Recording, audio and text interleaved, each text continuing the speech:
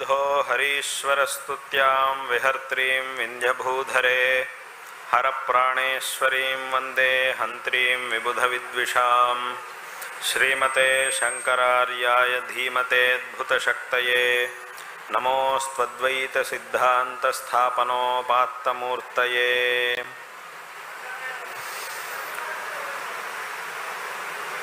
ಇವತ್ತಿನ ದಿವಸ ಪವಿತ್ರವಾದಂತಹ ದುರ್ಗಾ ಪರಮೇಶ್ವರಿ ಅಮ್ಮನವರ ದಿವ್ಯ ಸಾನ್ನಿಧ್ಯ ಇರತಕ್ಕಂತಹ ಈ ಆಟಿಕುಕ್ಕೆ ಕ್ಷೇತ್ರದಲ್ಲಿ ಅಮ್ಮನವರ ದಿವ್ಯ ಸನ್ನಿಧಿಯಲ್ಲಿ ಕುಂಭಾಭಿಷೇಕವನ್ನು ಬ್ರಹ್ಮಕಲಶಾಭಿಷೇಕವನ್ನು ನೆರವೇರಿಸಿ ಜಗನ್ಮಾತೆಯು ಸದಾಕಾಲ ಇಲ್ಲಿ ಪ್ರಸನ್ನಳಾಗಿ ತನ್ನ ದಿವ್ಯ ಸಾನ್ನಿಧ್ಯವನ್ನು ನಮಗೆ ಕರುಣಿಸಿ ಎಲ್ಲ ಆಸ್ತಿಕರಿಗೂ ಪರಿಪೂರ್ಣವಾದಂತಹ ಅನುಗ್ರಹವನ್ನು ಮಾಡಬೇಕು ಎಂಬುದಾಗಿ ಪ್ರಾರ್ಥನೆ ಮಾಡಿದ್ದೇವೆ. ಈ ಒಂದು ಕಾರ್ಯಕ್ರಮವು ಆ ಜಗನ್ಮಾತೆಯ ವಿಶೇಷವಾದಂತಹ ಅನುಗ್ರಹ ಮತ್ತು ಈ ಗ್ರಾಮಸ್ಥರ ನಿಮ್ಮೆಲ್ಲರ ಒಂದು ಅತ್ಯಂತ ಭಕ್ತಿಪೂರ್ಣವಾದಂತಹ ಪರಿಶ್ರಮದಿಂದ ಇಷ್ಟು ಚೆನ್ನಾಗಿ ನಡೆದಿದೆ. ಅದರಲ್ಲೂ ವಿಶೇಷವಾಗಿ ಶತಚಂಡಿ ಮಹಾಯಾಗದ ಅನುಷ್ಠಾನವೂ ಸಹ ಇವತ್ತಿನ ದಿವಸ ಇಲ್ಲಿ ಆಗಿದೆ. ಇದು ಅತ್ಯಂತ ಸಂತೋಷಕರವಾದಂತಹ ಒಂದು ವಿಷಯ. ಕೆಲವು ತಿಂಗಳುಗಳ ಹಿಂದೆ ಹರೀಶ್ ಭಟ್ರು ಮತ್ತು ಅವರ ಪರಿವಾರ ಈ ಗ್ರಾಮಸ್ಥರು ಎಲ್ಲರೂ ಸಹ ಶೃಂಗೇರಿಗೆ ಆಗಮಿಸಿ ಪ್ರಾರ್ಥನೆ ಮಾಡಿದರು. ಇಲ್ಲಿ ಕುಂಭಾಭಿಷೇಕವು ಮತ್ತು ಈ ಶತಚಂಡಿಕಾ ಯಾಗವು ನಡೆಯಲಿದೆ, ಇದಕ್ಕೆ ತಾವು ಬಂದಾಗ ಇದನ್ನು ನಡೆಸ್ತೀವಿ, ಅದಕ್ಕೊಂದು ಮುಹೂರ್ತ ದಿವಸವನ್ನು ಹೇಳಬೇಕು ಎಂಬುದಾಗಿ ಅವರು ಪ್ರಾರ್ಥನೆ ಮಾಡಿದರು. ಅದರಂತೆ ನಾನು ಅದಕ್ಕೊಂದು ದಿವಸ ಹೇಳ್ತೀನಿ ಅಂತ ಹೇಳಿದ್ದೆ. ಅದರಂತೆ ಇವತ್ತು ಈ ಒಂದು ಚೈತ್ರ ಮಾಸದ ಈ ಬಹುಳ ಚತುರ್ಥಿ ಸ್ವಲ್ಪ ಹೊತ್ತು ಆನಂತರ ಪಂಚಮಿ, ಈ ಪಂಚಮಿ ತಿಥಿ ಈ ಚತುರ್ಥಿ ತದನಂತರ ಬಂದಿರುವಂತಹ ಪಂಚಮಿ ತಿಥಿಯಲ್ಲಿ ಇವತ್ತಿನ ದಿವಸ ಈ ಒಂದು ಕಾರ್ಯಕ್ರಮವು ಸಂಪನ್ನವಾಗಿದೆ. ನಮ್ಮ ದೇಶದಲ್ಲಿ ಅನಾದಿ ಕಾಲದಿಂದ ಅಮ್ಮನವರ ಆರಾಧನೆಯನ್ನು ಮಾಡಿಕೊಂಡು ಬಂದಿರುವಂತಹ ಪರಂಪರೆ ಇದೆ. ನಮ್ಮ ಪೂರ್ವಜರಾಗಿರ್ತಕ್ಕಂತಹವರೆಲ್ಲರೂ ವಿಶೇಷವಾಗಿ ಶಕ್ತಿಯ ಆರಾಧನೆಯನ್ನು ಮಾಡಿದ್ದಾರೆ. ಜಗನ್ಮಾತೆಯ ವಿಶೇಷವಾದಂತಹ ಆರಾಧನೆಯನ್ನು ಮಾಡಿ ಅಮ್ಮನವರ ಅನುಗ್ರಹಕ್ಕೆ ಪಾತ್ರರಾಗಿ ವಿಶೇಷವಾಗಿ ಎಲ್ಲ ವಿಧವಾದಂತಹ ಅಭೀಷ್ಟಗಳನ್ನು ಪಡೆದಿದ್ದಾರೆ. ಇಂತಹ ಒಂದು ಜಗನ್ಮಾತೆಯ ಆರಾಧನೆಯನ್ನು ಮಾಡುವಂತಹ ಒಂದು ಪರಂಪರೆ ನಮ್ಮ ಸನಾತನ ಧರ್ಮ ಪರಂಪರೆಯಾಗಿದೆ. ಅನೇಕ ರೂಪಗಳಲ್ಲಿ ವಿಶೇಷವಾಗಿ ದುರ್ಗಾಮ್ಮನವರ ಆರಾಧನೆಯನ್ನು ಅನೇಕ ವಿಧವಾಗಿ ಮಾಡುವಂತಹ ಒಂದು ಕ್ರಮ ನಮ್ಮ ದೇಶದಲ್ಲಿದೆ. ಅಮ್ಮನವರ ಮೂರ್ತಿಯನ್ನು ಆರಾಧನೆ ಮಾಡುವುದು, ಆ ಮೂರ್ತಿಯಲ್ಲೂ ಸಹ ಅನೇಕ ವಿಧವಾದಂತಹ ರೂಪಗಳಲ್ಲಿ ಅಮ್ಮನವರನ್ನು ಆರಾಧನೆ ಮಾಡುವಂತಹ ಕ್ರಮ ಇದೆ. ವಿಶೇಷವಾಗಿ ಆ ಮೂರ್ತಿಯಲ್ಲೂ ಸಹ ಆರಾಧನೆಯನ್ನು ಮಾಡುವುದು, ಒಂದು ದೀಪದಲ್ಲೂ ಸಹ ಆರಾಧನೆ ಮಾಡುವಂತಹ, ದೀಪದಲ್ಲೂ ಅಮ್ಮನವರಿಗೆ ನಮಸ್ಕಾರವನ್ನು ದೀಪ ನಮಸ್ಕಾರ ಮಾಡುವಂತಹ ಒಂದು ಕ್ರಮವೂ ಇದೆ. ಇಲ್ಲಿ ಈ ಕ್ಷೇತ್ರದಲ್ಲಿ ದರ್ಪಣದಲ್ಲಿ ಅಮ್ಮನವರ ಒಂದು ವಿಶೇಷವಾದಂತಹ ಆರಾಧನೆಯನ್ನು ಮಾಡುವಂತಹ ಒಂದು ಕ್ರಮ ಪ್ರಾಚೀನ ಕಾಲದಿಂದಲೂ ಹಿಂದಿನಿಂದಲೂ ಸಹ ಬಂದಿದೆ. ಅದೇ ರೀತಿಯಾದಂತಹ ಒಂದು ಆರಾಧನೆ ಹಿಂದಿನಿಂದಲೂ ಸಹ ನಡೀತಾ ಇದೆ.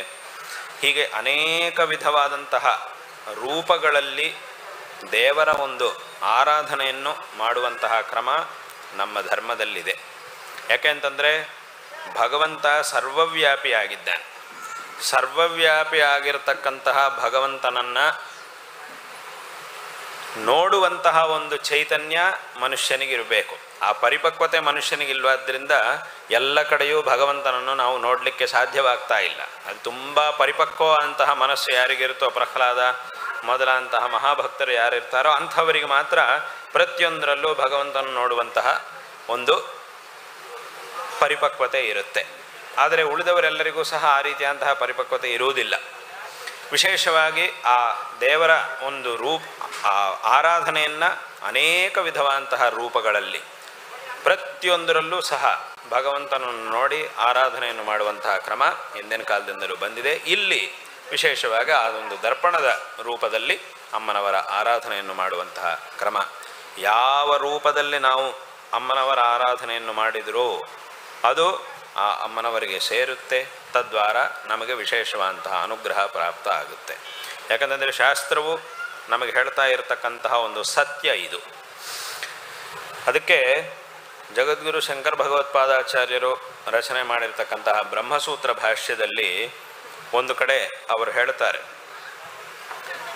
ಒಂದು ಸೂತ್ರ ಇದೆ, ವ್ಯಾಸ ಮಹರ್ಷಿಗಳು ಬರೆದಿರ್ತಕ್ಕಂತಹ ಬ್ರಹ್ಮಸೂತ್ರ ಒಂದಿದೆ, ವಿರೋಧ ಕರ್ಮಣೀತಿ ಚೇನ್ನ ಅನೇಕ ಪ್ರತಿಪತ್ತೇರ್ ದರ್ಶನಾತ್ ಅಂತ ಒಂದು ಸೂತ್ರ. ಇದು ದೇವತಾಧಿಕರಣದಲ್ಲಿ ಇರತಕ್ಕಂತಹ ಒಂದು ಸೂತ್ರ. ಇದರ ಅರ್ಥ ಏನು ಅಂತ ಕೇಳಿದರೆ, ಅಲ್ಲಿ ಪೂರ್ವ ಪಕ್ಷಿಗಳು ಕೇಳ್ತಾರೆ, ಪ್ರಶ್ನೆ ಕೇಳುವವರು ಒಂದು ಪ್ರಶ್ನೆ ಕೇಳ್ತಾರೆ. ಏನು ಅಂತಂದರೆ, ಇಲ್ಲಿಗ ದೇವರ ಆರಾಧನೆ ಮಾಡ್ತಿದ್ದೀವಿ, ದೇವರ ಆರಾಧನೆ ಮಾಡುವಾಗ ಮೊದಲನೇದಾಗ ಆವಾಹಯಾಮಿ ಅಂತ ಆವಾಹನೆ ಮಾಡ್ತಿದ್ದೀವಿ. ಮೊದಲು ಧ್ಯಾನ ಮಾಡಿ ಆಮೇಲೆ ಆವಾಹನೆ ಮಾಡ್ತೀವಿ. ಆವಾಹನೆ ಮಾಡ್ತಿದ್ದೀವಿ ಅಂತಂದರೆ ಅಲ್ಲಿಗೆ ಭಗವಂತ ಬಂದಿದ್ದಾನೆ ಅಂತ ಲೆಕ್ಕ. ಆ ಬಂದಿರತಕ್ಕಂಥ ಭಗವಂತನಿಗೆ ಉಳಿದ ಎಲ್ಲ ವಿಧವಂತಹ ಉಪಚಾರಾದಿಗಳನ್ನೆಲ್ಲ ನಾವು ಮಾಡ್ತಾ ಇದ್ದೀವಿ ಅಂತ ಲೆಕ್ಕ.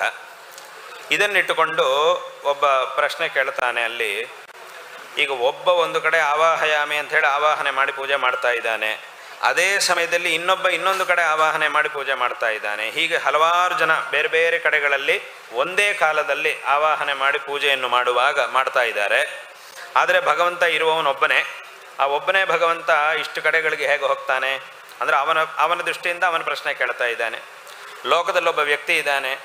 ಒಬ್ಬ ವ್ಯಕ್ತಿ ಒಂದೇ ಸಮಯದಲ್ಲಿ ಬೇರೆ ಬೇರೆ ಕಡೆ ನಡೆಯುವಂತಹ ಅನೇಕ ಕಾರ್ಯಕ್ರಮಗಳಲ್ಲಿ ಭಾಗವಹಿಸಲಿಕ್ಕೆ ಸಾಧ್ಯ ಆಗುವುದಿಲ್ಲ. ಒಂದಾದ್ಮೇಲೆ ಒಂದು ಕಡೆಗೆ ಹೋಗಬೇಕು. ಕ್ರಮೇಣ ಒಂದು ಕಡೆಯಿಂದ ಇನ್ನೊಂದು ಕಡೆಗೆ ಹೋಗಬೇಕಾಗಿರುತ್ತೆ. ಆದರೆ ಇಲ್ಲಿ ದೇವರು ಸಹ ಒಬ್ಬನೇ ಅಂತಂದ ಮೇಲೆ ಅನೇಕ ಕಡೆಗಳಲ್ಲಿ ಅನೇಕ ಜನರು ಮಾಡುವಂತಹ ಆ ಪೂಜೆ ಆರಾಧನೆ ಇತ್ಯಾದಿಗಳಲ್ಲಿ ಹೇಗೆ ಹೋಗಲಿಕ್ಕೆ ಸಾಧ್ಯ ಅಂತ ಒಂದು ಪ್ರಶ್ನೆ ಕೇಳಿದಾಗ, ಅದೇ ವಿರೋಧ ಕರ್ಮಣಿ ಅಂದರೆ ಆ ದೇವತಾರಾಧನಾ ರೂಪವಂತಹ ಕರ್ಮದಲ್ಲಿ ವಿರೋಧ ಬರುತ್ತೆ. ಭಗವಂತನಿಗೆ ಒಂದು ಶರೀರ ಉಂಟು. ಆ ಶರೀರ ನಮಗಿದ್ದ ಹಾಗೆ, ನಮಗೆಲ್ಲರಿಗೂ ಇರುವ ಹಾಗೆ ಭಗವಂತನಿಗೊಂದು ಆಕಾರ ಇದೆ, ಒಂದು ಶರೀರ ಇದೆ ಅಂತ ನಾವು ಒಪ್ಪಿಕೊಂಡ್ರೆ, ಆಗ ಒಬ್ಬನೇ ಭಗವಂತ ಎಲ್ಲ ಕಡೆಗೂ ಹೇಗೆ ಒಬ್ಬನೇ ಶರೀರ ಇರತಕ್ಕಂತಹ ಒಬ್ಬ ವ್ಯಕ್ತಿ ಅನೇಕ ಕಡೆಗಳಲ್ಲಿ ಏಕಕಾಲದಲ್ಲಿ ಹೋಗಲಿಕ್ಕೆ ಸಾಧ್ಯವಾಗುವುದಿಲ್ವೋ, ಅದೇ ರೀತಿಯಾಗಿ ಭಗವಂತನು ಎಲ್ಲ ಕಡೆಗೂ ಏಕಕಾಲದಲ್ಲಿ ಹೇಗೆ ಹೋಗ್ಲಿಕ್ಕೆ ಸಾಧ್ಯ. ಆದ್ದರಿಂದ ಇದು ಈ ರೀತಿಯಾಗಿ ಒಪ್ಪಿಕೊಳ್ಳೋ ಹಾಗಿಲ್ಲ. ಅದರಿಂದ ವಿರೋಧ ಕರ್ಮಣಿ ವಿರೋಧ ಸ್ಯಾತ್ ಇತಿ ಚೇತ್ ಅಂತ ಹೀಗೆ ಪ್ರಶ್ನೆ ಕೇಳಿ ಅದಕ್ಕೆ ಉತ್ತರ ಕೊಟ್ಟರು. ಅನೇಕ ಪ್ರತಿಪತ್ತೇರ್ ದರ್ಶನಾತ್ ಅಂತ. ಅನೇಕ ಪ್ರತಿಪತ್ತಿ ಅಂದರೆ ಅನೇಕೇಶಾಂ ರೂಪಾಣಾಂ ಪ್ರತಿಪತ್ತಿ ಅಂತ. ಪ್ರತಿಪತ್ತಿ ಗ್ರಹಣಂ ಇತ್ಯರ್ಥ.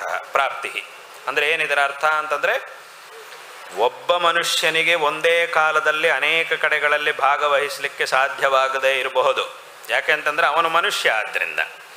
ಮತ್ತು ಅವನಿಗೆ ಯಾವ ಒಂದು ಶರೀರ ಇದೆಯೋ ಮನುಷ್ಯನಿಗೆ, ಈ ಶರೀರ ಅವನ ಸ್ವೇಚ್ಛೆಯಿಂದ ಬಂದಿರತಕ್ಕಂಥದ್ದಲ್ಲ. ಒಬ್ಬನಿಗೊಂದು ಶರೀರ ಬಂತು, ಈ ಶರೀರ ನಮ್ಗೆ ಹಿಡಿಸಲಿಲ್ಲ ಕಣ್ರಿ, ಇನ್ನೂ ಒಳ್ಳೆಯ ಶರೀರ ಬರಲಿ ಅಂತಂದರೆ ಹಾಗೆ ಬರುವುದಿಲ್ಲ. ಇರುವುದು ಹೇಗಿದೆಯೋ ಹಾಗೇ ಇರುತ್ತೆ. ಅದು ಎಷ್ಟು ವರ್ಷಗಳ ಕಾಲ ಇರಬೇಕೋ, ಇವನ ಕರ್ಮ ಯಾವ ರೀತಿಯಾಗಿದೆಯೋ ಅಷ್ಟು ವರ್ಷಗಳ ಕಾಲ ಆ ಶರೀರ ಇರುತ್ತೆ. ಆಮೇಲೆ ಆ ಶರೀರ ಬಿದ್ದು ಹೋಗುತ್ತೆ. ನಂತರ ಪುನಃ ಅವನ ಕರ್ಮಕ್ಕೆ ತಕ್ಕಂತೆ ಇನ್ನೊಂದು ಶರೀರ ಬರುತ್ತೆ. ಮನುಷ್ಯನ ಒಂದು ಶರೀರ ಏನಿದೆಯೋ ಇದು ಕರ್ಮಾರ್ಜಿತವಾದಂತಹ ಶರೀರ. ಆದ್ದರಿಂದ ಆ ಕರ್ಮ ಹೇಗಿರುತ್ತೋ ಆ ರೀತಿಯಾಗಿಯೇ ನಮಗೆ ಶರೀರ ಬರುತ್ತೆ. ನಮ್ಮ ಇಷ್ಟ ಬಂದ ಹಾಗೆಲ್ಲ ಇದನ್ನು ಬದಲಾಯಿಸ್ಕೊಳ್ಳಿಕ್ಕೆ ಸಾಧ್ಯವಾಗುವುದಿಲ್ಲ. ಆದರೆ ಭಗವಂತನ ಒಂದು ಶರೀರ ಏನಿದೆಯೋ ಅದು ಈ ರೀತಿಯಾದಂತಹ ಶರೀರ ಅಲ್ಲ, ಕರ್ಮಗಳಿಂದ ಬಂದಿರುವಂತಹ ಶರೀರ. ಅದು ಭಗವಂತನ ಸ್ವೇಚ್ಛೆಯಿಂದ ಬಂದಿರತಕ್ಕಂತಹ ಶರೀರ. ಆದ್ದರಿಂದ ಒಬ್ಬ ಭಗವಂತನು ಒಬ್ಬನೇ ಆದರೂ ಅನೇಕ ವಿಧವಾದಂತಹ ಶರೀರಗಳನ್ನು ಧರಿಸಿ ಒಂದೇ ಕಾಲದಲ್ಲಿ ಎಲ್ಲ ಕಡೆಯೂ ಸಹ ತನ್ನ ಸಾನ್ನಿಧ್ಯವನ್ನು ಉಂಟು ಮಾಡ್ತಾನೆ. ತಾನು ಸಾನ್ನಿಧ್ಯದಿಂದ ವಿರಾಜಮಾನನಾಗಿದ್ದು ಅನುಗ್ರಹವನ್ನು ಮಾಡ್ತಾನೆ ಎಂಬುದಾಗಿ ಆ ಅನೇಕ ಪ್ರತಿಪತ್ತೇರ್ ದರ್ಶನ ಭಗವತಃ. ನಮಗಾಗುವುದಿಲ್ಲ, ಮನುಷ್ಯನಿಗೆ ಸಾಧ್ಯ ಇಲ್ಲ. ಯಾಕಂದರೆ ಇದು ಕರ್ಮಾರ್ಜಿತವಾದಂತಹ ಶರೀರ. ಭಗವಂತನ ಶರೀರ ಸ್ವೇಚ್ಛೆಯಿಂದ. ಹಾಗಾಗಿ ಎಷ್ಟು ಶರೀರಗಳನ್ನು ಬೇಕಾದರೂ ಭಗವಂತ ಧಾರಣೆ ಮಾಡ್ತಾನೆ. ತುಂಬ ಜನ ಕೇಳಿರ್ತೀರಿ, ನಮ್ಮ ಸನಾತನ ಧರ್ಮದಲ್ಲಿ ಎಷ್ಟು ಜನ ದೇವತೆಗಳು ಅಂತ ಕೇಳಿದರೆ 33 ಕೋಟಿ ದೇವತೆಗಳು ಅನ್ನುವಂಥ ಮಾತನ್ನು ತುಂಬ ಜನ ಕೇಳಿರ್ತೀರಿ. ಆದರೆ ಇದನ್ನಿಟ್ಕೊಂಡು ಕೆಲವರೆಲ್ಲ ಆಕ್ಷೇಪ ಮಾಡ್ತಾ ಇರ್ತಾರೆ, ಇದೇನ್ರಿ 33 ಕೋಟಿ ದೇವತೆಗಳು ಹೇಗೆ ಇರ್ಲಿಕ್ಕೆ ಸಾಧ್ಯ, ಎಲ್ಲಿದೆ ರೀ ಅವರೆಲ್ಲ? 33 ಕೋಟಿ ದೇವತೆಗಳು ಅಂತಂದರೆ ಅವರೆಲ್ಲ ಎಲ್ಲಿದ್ದಾರೆ, ಅವರುಗಳ ಹೆಸರುಗಳೇನು, ಅದೆಲ್ಲ ಗೊತ್ತಿದೆಯಾ ನಿಮಗೆ? ಸುಮ್ಮನೆ 33 ಕೋಟಿ ದೇವತೆಗಳು ಅಂತ ಹೇಳ್ತೀರಲ್ವಾ ನೀವು, ಇದೇನಿದು ಅಸಂಗತ ಅಂತ ಕೆಲವರು ಕೇಳ್ತಿರ್ತಾರೆ. ಆದರೆ ವಾಸ್ತವವಾಗಿ ಇಲ್ಲಿ 33 ಕೋಟಿ ದೇವತೆಗಳು ಅಂತ ಹೇಳುವುದರ ತಾತ್ಪರ್ಯ ಏನು ಅಂತಂದರೆ, ಭಗವಂತ ಒಬ್ಬನೇ, ಆದರೆ ಆ ಭಗವಂತ ಭಕ್ತರಿಗೆ ಅನುಗ್ರಹವನ್ನು ಮಾಡಲಿಕ್ಕೆ ಎಷ್ಟು ರೂಪಗಳನ್ನು ಬೇಕಾದರೂ ಏಕಕಾಲದಲ್ಲಿ ಧಾರಣೆ ಮಾಡ್ತಾನೆ. ಆ ಒಂದು ಸಾಮರ್ಥ್ಯ, ಆ ಒಂದು ವಿಭೂತಿ, ಆ ಒಂದು ಮಹಿಮೆ ಭಗವಂತನಿಗೆ ಇದೆ ಅನ್ನೋದನ್ನು ಹೇಳಲಿಕ್ಕೋಸ್ಕರ 33 ಕೋಟಿ ದೇವತೆಗಳು ಅಂತ ಹೇಳಿದ್ದು. ಅಷ್ಟೇ ಹೊರತು ಇಲ್ಲಿ 33 ಕೋಟಿ ಜನ ಒಂದು ದೇಶದಲ್ಲಿದ್ದ ಹಾಗೆ ದೇವತೆಗಳು ಸಹ ಅವ್ರಿಗೂ ಒಂದು ದೇಶ ಇದೆ, ಅಲ್ಲಿ 33 ಕೋಟಿ ಜನ ದೇವತೆಗಳಿರ್ತಾರೆ, ಒಬ್ಬೊಬ್ಬರಿಗೂ ಒಂದೊಂದು ಹೆಸರು, ಒಂದೊಂದು ಅಡ್ರೆಸ್ಸು, ಒಂದೊಂದು ಮನೆ ಹೀಗೆಲ್ಲ ಇರುತ್ತೆ ಅಂತ ಹಾಗೆ ಅರ್ಥ ಅಲ್ಲ. ಇದರ ಅರ್ಥ ಏನು? ಎಷ್ಟು ಜನ ಎಷ್ಟು ಕಡೆಗಳಲ್ಲಿ ಏಕಕಾಲದಲ್ಲಿ ಪೂಜೆಯನ್ನು ಮಾಡಿದ್ರು, ಆರಾಧನೆಯನ್ನು ಮಾಡಿದ್ರು, ಅದೆಲ್ಲವುದನ್ನು ಸ್ವೀಕಾರ ಮಾಡಲಿಕ್ಕೆ ಭಗವಂತ ಅಲ್ಲಿಗೆ ಬರ್ತಾನೆ. ಎಷ್ಟು ರೂಪಗಳನ್ನು ಬೇಕಾದರೂ ಧರಿಸಿ ಏಕಕಾಲದಲ್ಲಿ ಅನೇಕ ರೂಪಗಳನ್ನು ಧರಿಸಿ ಬರ್ತಾನೆ ಅನ್ನುವುದನ್ನು ಹೇಳಲಿಕ್ಕೋಸ್ಕರ ಈ 33 ಬರೀ ಇಲ್ಲಿ 33 ಕೋಟಿ ಅಂತ ಮಾತ್ರ ಅಲ್ಲ, ಬೇಕಾದರೆ 100 ಕೋಟಿ ರೂಪಗಳನ್ನು ಬೇಕಾದರೂ ಭಗವಂತ ಧಾರಣೆ ಮಾಡ್ತಾನೆ. ಜನರು ಆರಾಧನೆಯಲ್ಲಿ ಮಾಡ್ತಿದ್ದಾರೋ ಅಲ್ಲಿಗೆ ಹೋಗ್ತಾನೆ, ಅವರು ಮಾಡುವಂತಹ ಆರಾಧನೆಯನ್ನು ಸ್ವೀಕಾರ ಮಾಡ್ತಾನೆ. ಇದನ್ನು ಹೇಳಲಿಕ್ಕೆ 33 ಕೋಟಿ ಅಂತ. ವಾಸ್ತವವಾಗಿ ಭಗವಂತ ಒಬ್ಬನೇ ಭಗವಂತ ಅನೇಕ ವಿಧವಾದಂತಹ ರೂಪಗಳನ್ನು ಧರಿಸಿದ್ದಾನೆ ಈ ಲೋಕ. ಆಯಾ ಸಂದರ್ಭಗಳಲ್ಲಿ ಬೇರೆ ಬೇರೆ ಸಂದರ್ಭಗಳಿಗೆ ತಕ್ಕಂತೆ ತಾನು ಮಾಡಬೇಕಂತಹ ಅವತಾರ ಕಾರ್ಯಗಳು, ದುಷ್ಟ ಸಂಹಾರ ಮಾಡಬೇಕು, ಶಿಷ್ಟ ಜನರನ್ನು ಕಾಪಾಡಬೇಕು, ಬೇರೆ ಬೇರೆ ರೀತಿಯಂತಹ ಧರ್ಮ ಸಂಸ್ಥಾಪನೆಯನ್ನು ಮಾಡಬೇಕು, ಅದಕ್ಕಾಗಿ ಬೇರೆ ಬೇರೆ ರೀತಿಯಂತಹ ರೂಪಗಳನ್ನು ಭಗವಂತ ಧರಿಸಿದ್ದಾನೆ. ಹಾಗಾಗಿ ಇಲ್ಲಿರತಕ್ಕಂತಹ ಭಗವಂತ ಒಬ್ಬನೇ, ಮತ್ತು ಆ ಭಗವಂತ ಭಕ್ತರಿಗೆ ಅನುಗ್ರಹವನ್ನು ಮಾಡಲಿಕ್ಕೆ ಅನೇಕ ವಿಧವಾದಂತಹ ರೂಪಗಳನ್ನು ಧರಿಸ್ತಾನೆ. ಈ ಒಂದು ವಿಷಯವನ್ನು ಹೇಳಲಿಕ್ಕೆ ಇಲ್ಲಿ 33 ಕೋಟಿ ದೇವತೆಗಳು ಅಂತ ಹೇಳಿದ್ದು ವಾಸ್ತವವಾಗಿ ಇರುವಂಥವನೊಬ್ಬನೇ ಪರಮಾತ್ಮ. ಹಾಗಾಗಿ ನಾವು ಆ ಭಗವಂತನ ಆರಾಧನೆಯನ್ನು ಮಾಡುವಾಗ ಇದರಿಂದ ನಾವು ಇದನ್ನು ಯಾಕೆ ಹೇಳಕ್ಕೆ ಬಂದೆ ಈ ಸಂದರ್ಭದಲ್ಲಿ, ಇದರಿಂದ ನಾವು ತಿಳ್ಕೊಳ್ಬೇಕಂತಹ ವಿಷಯ ಏನು ಅಂತಂದರೆ, ನಾವು ಭಗವಂತನ ಆರಾಧನೆಯನ್ನು ಮಾಡುವಾಗ ಆ ಭಗವಂತ ಅಲ್ಲಿಗೆ ಬಂದಿರ್ತಾನೆ. ಹಾಗಾಗಿ ನಾವು ಅತ್ಯಂತ ಶ್ರದ್ಧೆಯಿಂದ ಬಂದಿರತಕ್ಕಂತಹ ಭಗವಂತನ ಆರಾಧನೆಯನ್ನು ನಾವು ಮಾಡಬೇಕು. ಅಷ್ಟೇ ಹೊರತು ಭಗವದ್ ಆರಾಧನೆ ಮಾಡ್ತಿದ್ದೀವಿ, ಸುಮ್ಮನೆ ಶರೀರದಿಂದ ಮಾಡ್ತಾ ಇದ್ದೀವಿ, ಏನೋ ಹೂ ಹಾಕ್ತಾ ಇದ್ದೀವಿ, ಅಕ್ಷತೆ ಹಾಕ್ತಾ ಇದ್ದೀವಿ, ಮನಸ್ಸಿನಲ್ಲಿ ಮಾತ್ರ ಬೇರೆ ಯಾವುದೋ ಯೋಚನೆ ಮಾಡ್ತಾ ಇದ್ದೀವಿ ಅಂತಂದರೆ, ಹಾಗೆ ಮಾಡಿದರೆ ಏನಾಗುತ್ತೆ, ಅದು ಶ್ರದ್ಧೆಯಿಂದ ಮಾಡಿದ ಹಾಗಾಗುವುದಿಲ್ಲ. ಶ್ರದ್ಧೆಯಿಂದ ಮಾಡಿಲ್ಲ ಅಂತಂದರೆ ಆಗ ಭಗವಂತನ ಅನುಗ್ರಹ ನಮಗೆ ಪ್ರಾಪ್ತವಾಗುವುದಿಲ್ಲ, ಮತ್ತು ಭಗವಂತ ನಾವು ಒಂಥರ ಅವಮಾನ ಮಾಡಿದ ಹಾಗಾಗುತ್ತೆ. ನಮ್ಮ ಮನೆಗೆ ಯಾರಾದರೂ ಒಬ್ಬರು ದೊಡ್ಡ ಮನುಷ್ಯರು ಬಂದರು, ತುಂಬ ದೊಡ್ಡವರು ನಮ್ಮ ಮನೆಗೆ ಬಂದರು ಅಂತಂದರೆ ಅವರಿಗೆ ಸರಿಯಾಗಿ ಗೌರವ ಮಾಡಬೇಕು, ಅವ್ರ ಕಡೆಗೆ ನಮ್ಮ ಗಮನ ಇರಬೇಕು. ನಾವು ಅವರು ಬಂದಾಗ ಸರಿಯಾಗಿ ಅವ್ರ ಕಡೆ ಗಮನ ಕೊಡದೆ ಸರಿಯಾಗಿ ಮಾಡಲಿಲ್ಲ ಅಂತಂದರೆ ಆಗೇನಾಗುತ್ತೆ, ಅವರಿಗೆ ನಾವು ಅವಮಾನ ಮಾಡಿದ ಹಾಗಾಗುತ್ತೆ. ಅದೇ ರೀತಿಯಾಗಿ ನಾವು ಆರಾಧನೆ ಮಾಡುವಾಗ ಭಗವಂತ ಅಲ್ಲಿಗೆ ಬರ್ತಾನೆ. ಯಾರ್ಯಾರು ಇದನ್ನೇ ಅಲ್ಲಿ ಹೇಳಿದ್ದು, ಆ ಅಧಿಕರಣದಲ್ಲಿ ಹೇಳಿರುವಂತಹ ವಿಷಯ ಇದು ಏನು ಅಂತಂದರೆ, ಅನೇಕ ಪ್ರತಿಪತ್ತೇರ್ ದರ್ಶನಾಥ, ಅನೇಕ ವಿಧವಾದಂತಹ ರೂಪಗಳನ್ನು ಧರಿಸಿ ಭಗವಂತ ಅಲ್ಲಿಗೆ ಬರ್ತಾನೆ. ಒಂದು ಪೂಜೆ ಮಾಡಿದರು, ಒಂದು ಕುಂಭಾಭಿಷೇಕವನ್ನು ಮಾಡಿದರು, ಒಂದು ಹೋಮವನ್ನು ಮಾಡಿದರು, ಆ ಭಗವಂತನ ಸಾನ್ನಿಧ್ಯವು ಅಲ್ಲಿ ಬಂದಿರುತ್ತೆ. ಹಾಗಾದರೆ ಒಂದು ಪ್ರಶ್ನೆ ಬರುತ್ತೆ, ಬಂದಿದೆ ಅಂತಂದರೆ ನಮಗೆ ಯಾಕೆ ಕಾಣುವುದಿಲ್ಲ? ನಮಗೆ ಕಾಣಬೇಕಲ್ವ? ಬಂದಿದೆ ಅಂತಂದರೆ ನಮಗೆ ಆ ಒಂದು ದೇವರು ಅಲ್ಲಿ ಬಂದಿದ್ದಾರೆ ಅಂತಂದರೆ ನಮ್ಮ ಕಣ್ಣಿಗೆ ಯಾಕೆ ಕಾಣ್ತಾ ಇಲ್ಲ ಅಂತ ಒಂದು ಪ್ರಶ್ನೆ ಬರುತ್ತೆ. ಅದಕ್ಕೆ ಒಂದು ಸಲ ನಮ್ಮ ಗುರುಗಳು ಹೇಳಿದ್ದು ಒಂದು ಸಲ ನಮ್ಗೆ ಜ್ಞಾಪಕ ಬರುತ್ತೆ. ನಮ್ಮ ಗುರುಗಳು ಒಂದು ಸತಿ ಹೇಳ್ತಾ ಇದ್ರು, ಆ ನಾವು ಆರಾಧನೆ ಮಾಡುವಾಗ, ಆವಾಹನೆ ಮಾಡಿದಾಗ ಭಗವಂತ ಅಲ್ಲಿಗೆ ಬಂದಿದ್ದಾನೆ ಅಂತಂದರೆ ಯಾಕೆ ನಮಗೆ ಕಣ್ಣಿಗೆ ಕಾಣೋದಿಲ್ಲ ಅಂತಂದರೆ, ಅದಕ್ಕೆ ನಮ್ಮ ಗುರುಗಳು ಹೇಳಿದರು, ಒಂದು ವೇಳೆ ಭಗವಂತ ನಮ್ಮ ಕಣ್ಣಿಗೆ ಕಾಣ್ಲಿಕ್ಕೆ ಶುರುವಾದರೆ ಆಗ ಭಕ್ತರು ಬಿಡುವುದಿಲ್ಲ ಭಗವಂತನ. ಸುಮ್ಮನೆ ಅದು ಬೇಕು, ಇದು ಬೇಕು, ಅದು ಕೊಡು, ಇದು ಕೊಡು, ಏನು ಯಾವುದು ಬೇಕು ಯಾವುದು ಬೇಡ ಅನ್ನೋದೇ ಇವರಿಗೆ ಗೊತ್ತಿಲ್ಲ. ಹಾಗಾಗಿ ಏನು ಕಂಡಿದ್ರು ಅದನ್ನೆಲ್ಲ ಬೇಕು ಬೇಕು ಬೇಕು ಬೇಕು ಅಂತ ಕೇಳ್ತಾನೆ ಇರ್ತಾರೆ. ಅದಕ್ಕೊಂದು ಮಿತಿನೇ ಇರುವುದಿಲ್ಲ. ಇವತ್ತು ಪೂಜೆ ಮಾಡ್ತಾನೆ, ಯಾವುದೋ ಒಂದು ಬೇಕು ಅಂತ ಕೇಳ್ತಾನೆ, ನಾಳೆ ಪುನಃ ಪೂಜೆ ಮಾಡ್ತಾನೆ, ನಿನ್ನೆ ಕೇಳಿದ್ದಕ್ಕೆ ವಿರುದ್ಧವಾಗಿ ಇನ್ಯಾವುದೋ ಕೇಳಕ್ಕೆ ಶುರು ಮಾಡ್ತಾನೆ. ಆ ಮನಸ್ಸು ಅನ್ನೋದು ಅವ್ಯವಸ್ಥಿತವಾಗಿರುತ್ತೆ, ಮನುಷ್ಯನ ಮನಸ್ಸು. ಆ ಚಿತ್ತ ಚಾಂಚಲ್ಯದಲ್ಲಿ ಏನೇನೋ ಕೇಳ್ತಾ ಇರ್ತಾನೆ. ಅಂದರೆ ಇದೊಂಥರ ಹೇಗಿರುತ್ತೆ ಅಂದರೆ, ಈ ಚಿಕ್ಕ ಮಕ್ಕಳಿರ್ತಾರೆ, ಅವ್ರನ್ನ ಒಂದ್ಸಲಿ ಹೊರಗಡೆ ಎಲ್ಲಾದರೂ ಅಂಗಡಿಗೋ ಎಲ್ಲಿಗೋ ಕರ್ಕೊಂಡು ಹೋದರೆ ಅವ್ರಿಗೆ ಅಲ್ಲಿ ಏನೇನು ಕಾಣ್ತಾ ಇರುತ್ತೋ ಅದನ್ನೆಲ್ಲ ಬೇಕು ಬೇಕು ಅಂತ ಕೇಳ್ತಾ ಇರ್ತಾರೆ. ಮಕ್ಕಳಿಗೆ ಅದೊಂದು, ಯಾಕಂತಂದರೆ ಅವ್ರಿಗೆ ಆ ತಿಳುವಳಿಕೆ ಇರುವುದಿಲ್ಲ. ಏನೇನು ನೋಡಲಿಕ್ಕೆ ಯಾವ್ದು ಚೆನ್ನಾಗಿದೆಯೋ ಅದನ್ನೆಲ್ಲ ಬೇಕು ಬೇಕು ಅಂತ ಅವ್ರು ಕೇಳ್ತಾ ಇರ್ತಾರೆ. ಹಾಗಂತ ಹೇಳಿ ಅದನ್ನೆಲ್ಲ ಅವ್ರಿಗೆ ಕೊಡ್ಲಿಕ್ಕೆ ಶುರು ಮಾಡಿದರೆ ಏನಾಗುತ್ತೆ, ಅದರೊಳಗೆ ಅವ್ರಿಗೆ ಒಳ್ಳೇದು ಮಾಡುವಂಥದ್ದು ಇರುತ್ತೆ, ಅವ್ರಿಗೆ ತೊಂದರೆ ಮಾಡುವಂಥದ್ದು ಇರುತ್ತೆ. ಆದರೆ ಅವ್ರಿಗೆ ಗೊತ್ತಿಲ್ಲ ಇದರಿಂದ ನನಗೆ ತೊಂದರೆ ಆಗುತ್ತೆ ಅನ್ನೋ ವಿಷಯ ಮಕ್ಕಳಿಗೆ ಗೊತ್ತಿರುವುದಿಲ್ಲ. ಹಾಗಾಗಿ ಕೇಳ್ತಾರೆ, ನನಗಿದು ಕೊಡಿಸಿ ನನಗಿದು ಕೊಡಿಸಿ ಅಂತ ಕೇಳ್ತಾರೆ. ಆದರೆ ಇದನ್ನು ಮಕ್ಕಳಿಗೆ ಕೊಡಿಸಿದ್ರೆ ಒಳ್ಳೆಯದಾಗುತ್ತಾ ಅವರಿಗೆ ತೊಂದರೆ ಆಗುತ್ತಾ ಅನ್ನೋದನ್ನು ವಿಚಾರ ಮಾಡಿ ಯಾವುದು ಒಳ್ಳೆಯದಾಗುತ್ತೋ ಅದನ್ನು ಮಾತ್ರ ಕೊಡಿಸ್ಬೇಕಾದದ್ದು ದೊಡ್ಡವರ ಕರ್ತವ್ಯ. ಹಾಗೆ ಅಲ್ಲಿ ಮಕ್ಕಳು, ಇಲ್ಲಿ ದೊಡ್ಡವರು ಸಹ ಮಕ್ಕಳು ಹಾಗೇನೆ ಮಾಡ್ತಾರೆ. ದೇವರ ಹತ್ರ ಏನೋ ಅದು ಬೇಕು ಇದು ಬೇಕು ಅದು ಕೊಡು ಇದು ಕೊಡು ಅಂತ ಏನೇನೋ ಕೇಳ್ತಾ ಇರ್ತಾರೆ. ವಾಸ್ತವವಾಗಿ ಏನು ಕೇಳಬೇಕು ಅದು ಕೇಳುವುದಿಲ್ಲ.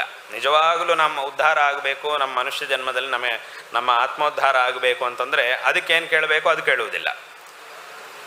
ಇದನ್ನು ಕೇಳ್ತಾ ಇರ್ತಾರೆ, ಯಾವುದ್ಯಾವುದನ್ನೋ ಕೇಳ್ತಾ ಇರ್ತಾರಪ್ಪ. ಹಾಗಾಗಿ ದೇವರು ಬಂದಾಗ ಅಲ್ಲಿ ಕಾಣಿಸ್ಕೊಳ್ಳುವುದಿಲ್ಲ ಅಂತ ನಮ್ಮ ಗುರುಗಳು ಹೇಳ್ತಾ ಇದ್ದಾರೆ. ಅಲ್ಲಿ ಬಂದಾಗ ಕಾಣಿಸ್ಕೊಳ್ಳಿಕ್ಕೆ ದೇವರು ಇಷ್ಟಪಡುವುದಿಲ್ಲ ಅಂತ ನಮ್ಮ ಗುರುಗಳು ಹೇಳ್ತಾ ಇದ್ರು.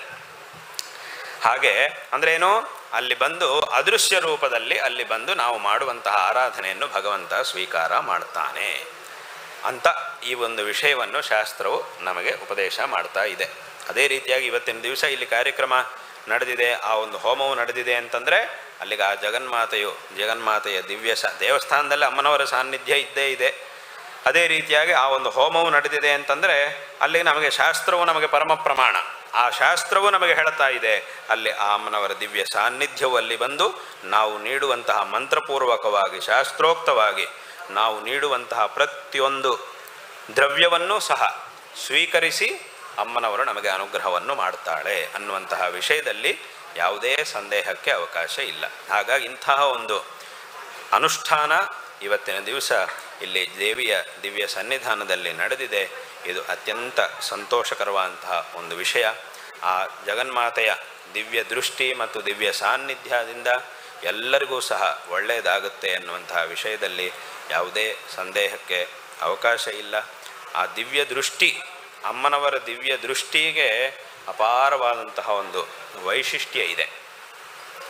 ಅದಕ್ಕೆ ಇದರ ಬಗ್ಗೆ ಹೇಳುವಾಗ ಶಂಕರಾಚಾರ್ಯರು ಸೌಂದರ್ಯ ಲಹರಿಯಲ್ಲಿ ಒಂದು ಶ್ಲೋಕವನ್ನು ಹೇಳ್ತಾರೆ. ಅಮ್ಮನವರ ಆ ದಿವ್ಯ ದೃಷ್ಟಿ, ಆ ದೃಷ್ಟಿ ಏನಿದೆಯೋ ಅದಕ್ಕೆ ಎಷ್ಟು ರೀತಿಯಾದಂತಹ ಮುಖಗಳು ಇವೆ ಅನ್ನೋದನ್ನೆಲ್ಲ ಹೇಳುವಾಗ ಅದ್ಭುತವಾದಂತಹ ಒಂದು ವರ್ಣನೆಯನ್ನು ಅವರು ಮಾಡ್ತಾರೆ. ಏನು ಅಂತಂದರೆ, ಶಿವೇ ಶೃಂಗಾರಾರ್ದ್ರ ತದಿತರ ಜನೇ ಕುತ್ಸನ ಪರ ಸರೋಷ ಗಂಗಾಯಾಮ್ ಗಿರಿಶಚರಿತೆ ವಿಸ್ಮಯವತಿ ಅಂತ. ಹರಾಹಿಭ್ಯೋ ಭೀತ ಸರಸಿರುಹ ಸೌಭಾಗ್ಯ ಜನನಿ ಸಖೀಷು ಸ್ಮೇರಾತೆ ಮೈ ಜನನಿ ದೃಷ್ಟಿ ಸಕರುಣ ಅಂತ ಒಂದು ಮಾತನ್ನು ಹೇಳ್ತಾರೆ.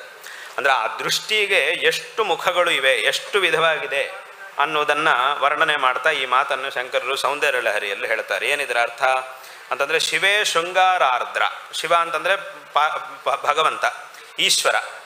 ಆ ಈಶ್ವರನ ಮೇಲೆ ಅಮ್ಮನವರ ದೃಷ್ಟಿ ಹೇಗಿರುತ್ತೆ ಅಂತಂದರೆ, ಆ ಪತ್ನಿಗೆ ಪತಿಯ ಮೇಲೆ ಯಾವ ರೀತಿಯಾದಂತಹ ಒಂದು ಅನುರಾಗಪೂರ್ಣವಾದಂತಹ ದೃಷ್ಟಿ ಇರುತ್ತೋ ಆ ರೀತಿಯಾದಂತಹ ಅನುರಾಗಪೂರ್ಣವಾಗಿ ನಿನ್ನ ದೃಷ್ಟಿ ಇದೆ. ಶಿವನನ್ನು ನೋಡುವಾಗ ನಿನ್ನ ದೃಷ್ಟಿಯು ಒಂದು ರೀತಿಯಾದಂತಹ ಅನುರಾಗ, ಆ ರೀತಿಯಾದಂತಹ ಒಂದು ಅನುರಾಗ. ಯಾಕಂತಂದರೆ ಪತಿಯ ಮೇಲೆ ಒಂದು ರೀತಿಯಾದಂತಹ ಅನುರಾಗ, ಮಕ್ಕಳ ಮೇಲೆ ಒಂದು ರೀತಿಯಾದಂತಹ ಅನುರಾಗ, ಮತ್ತು ಬೇರೆ ಕುಟುಂಬದವರ ಮೇಲೆ ಒಂದು ರೀತಿಯಾದಂತಹ ಅನುರಾಗ. ಈಗ ಎಲ್ರಿಗೂ ಹಾಗೇನೇ ಇರುತ್ತೆ, ಬರೀ ಸ್ತ್ರೀಯರಿಗೆ ಮಾತ್ರ ಇಲ್ಲ, ಎಲ್ರಿಗೂ ಅಷ್ಟೇ. ಅವರ ಸ್ನೇಹಿತರು ಅಂದರೆ ಅವರ ಮೇಲೆ ಒಂದು ರೀತಿಯಾದಂತಹ ಪ್ರೀತಿ, ಈ ರೀತಿಯಾಗಿರುತ್ತೆ. ಹಾಗಾಗಿ ಅದರೊಳಗೆ ಶಿವೇ ಶೃಂಗಾರಾರ್ದ್ರ, ಆ ಒಂದು ರೀತಿಯ ವಿಶಿಷ್ಟವಾದಂತಹ ಅನುರಾಗದಿಂದ ಕೂಡಿರತಕ್ಕಂತಹ ದೃಷ್ಟಿ ನಿನ್ನದು. ತದಿತರ ಜನೇ ಕುತ್ಸನ ಪರ, ತದಿತರ ಜನೆ ಅಂದರೆ ತದಿತರ ಅಂದ್ರೆ ಶಿವನಿಗಿಂತ ಭಿನ್ನರಾದವರು ಯಾರಿರ್ತಾರೋ ಅವರ ಮೇಲೆ ಕುತ್ಸನ ಪರ, ಅವರ ಮೇಲೆ ಉದಾಸೀನವಾದ ದೃಷ್ಟಿ. ನನ್ನ ಒಬ್ಬ ಪತಿ ಯಾರಿದ್ದಾನೋ ಪರಮೇಶ್ವರ, ಅವನಿಗಿಂತ ಭಿನ್ನರಾದವರೆಲ್ಲರೂ ಸಹ ಅವನಿಗಿಂತ ಚಿಕ್ಕವರು, ಆದ್ದರಿಂದ ಅವರ ಮೇಲೆ ಅಷ್ಟು ತಾತ್ಪರ್ಯ ಇಲ್ಲ. ಆ ರೀತಿಯಾದಂತಹ ಒಂದು ದೃಷ್ಟಿ, ಸಾಮಾನ್ಯವಾದಂತಹ ದೃಷ್ಟಿ, ಕುತ್ಸನ ಪರ. ಸರೋಷ ಗಂಗಾಯಾಮ್, ಗಂಗೆ ಮೇಲೆ ಒಂದು ರೀತಿಯಾದಂತಹ ಕೋಪದಿಂದ ಕೂಡಿರುವಂತಹ ದೃಷ್ಟಿ. ಯಾಕೆ ಅಂತಂದರೆ ತಾನು ಈಶ್ವರನಿಗೆ ಪತ್ನಿ ಆಗಿದ್ದೆ ಈ ಪಾರ್ವತಿ ದೇವಿ ಅಂದರೆ ಅಮ್ಮನವರು ಈಶ್ವರನ ಪತ್ನಿ. ಹಾಗೆ ಆ ಒಂದು ಸ್ಥಾನ ಪೂರ್ತಿ ತನಗೇ ಸಿಗಬೇಕು, ಆದರೆ ಅದರೊಳಗೆ ಸ್ವಲ್ಪ ಭಾಗ ಗಂಗೆಗೂ ಸಿಗ್ತಾ ಇದೆ ಅಂಥೇಳಿ ಒಂದು ರೀತಿಯಾದಂತಹ ಮನಸ್ಸಿನಲ್ಲಿ ಅಸಮಾಧಾನ. ಆ ಸರೋಷ ಗಂಗಾಯಾಮ್, ಗಂಗೆಯನ್ನು ನೋಡುವಾಗ ಒಂದು ರೀತಿಯಾದಂಥ ಅಸಮಾಧಾನವಾದಂತಹ ದೃಷ್ಟಿ. ನೀನು ಅಸಮಾಧಾನವಾಗಿರ್ತಕ್ಕಂಥ ಒಂದು ದೃಷ್ಟಿಯಿಂದ ಗಂಗೆಯನ್ನು ನೋಡ್ತಾ ಇದ್ದಿ. ಯಾಕೆಂತಂದರೆ ತನ್ನ ಸ್ಥಾನದಲ್ಲಿ ಒಂದಿಷ್ಟು ಭಾಗವನ್ನು ಗಂಗಾದೇವಿ ಆಕ್ರಮಣ ಮಾಡಿಬಿಟ್ಟಿದ್ದಾಳೆ. ಹಾಗಾಗಿ ಆ ರೀತಿಯಾದಂತಹ ಒಂದು ಅಸಮಾಧಾನ ಅಮ್ಮನವರಿಗಿದೆ. ಹಾಗಾಗಿ ಆ ರೀತಿಯಾಗಿದೆ ನಿನ್ನ ದೃಷ್ಟಿ. ಸರೋಷ ಗಂಗಾಯಾಮ್ ಗಿರೀಶ ಚರಿತೆ ವಿಸ್ಮಯವತಿ ಅಂತ. ಆ ಗಿರೀಶ ಅಂದರೆ ಈಶ್ವರ. ಆ ಈಶ್ವರನ ಒಂದು ಚರಿತ್ರೆ ಏನಿದೆಯೋ, ಈಶ್ವರನ ಒಂದು ಲೀಲೆಗಳು ಏನಿವೆಯೋ ಅವುಗಳು ಅತ್ಯಂತ ಆಶ್ಚರ್ಯಕರವಾದಂತಹ ಲೀಲೆಗಳು. ಆ ಲೀಲೆಗಳನ್ನು ನೋಡಿದಾಗ ನಿನ್ನ ಕಣ್ಣಿನಲ್ಲಿ ಒಂದು ರೀತಿಯಾದಂತಹ ವಿಸ್ಮಯಪೂರ್ಣವಾಗಿರುತ್ತೆ ನಿನ್ನ ದೃಷ್ಟಿ. ಯಾವುದಾದ್ರೂ ಒಂದು ವಿಸ್ಮಯಪೂರ್ಣವಾದಂತಹ ವಸ್ತುವನ್ನು ನಾವು ನೋಡಿದಾಗ ನಮಗೆ ತುಂಬ ಆಶ್ಚರ್ಯ ಆಗುತ್ತೆ. ಆ ಆಶ್ಚರ್ಯವಾದಾಗ ನಮ್ಮ ಕಣ್ಣಿನಲ್ಲಿ ಒಂದು ರೀತಿಯಾದಂತಹ ಒಂದು ರೂಪ ಬರುತ್ತೆ ನಮ್ಮ ಕಣ್ಣಿನಲ್ಲಿ.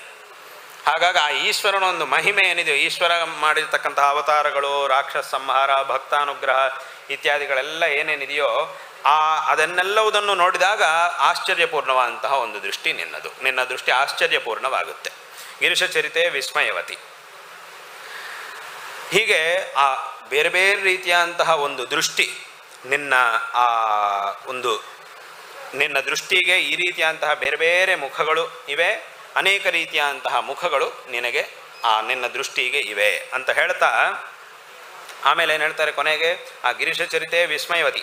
ಹರಾಹಿಭ್ಯೋ ಭೀತ.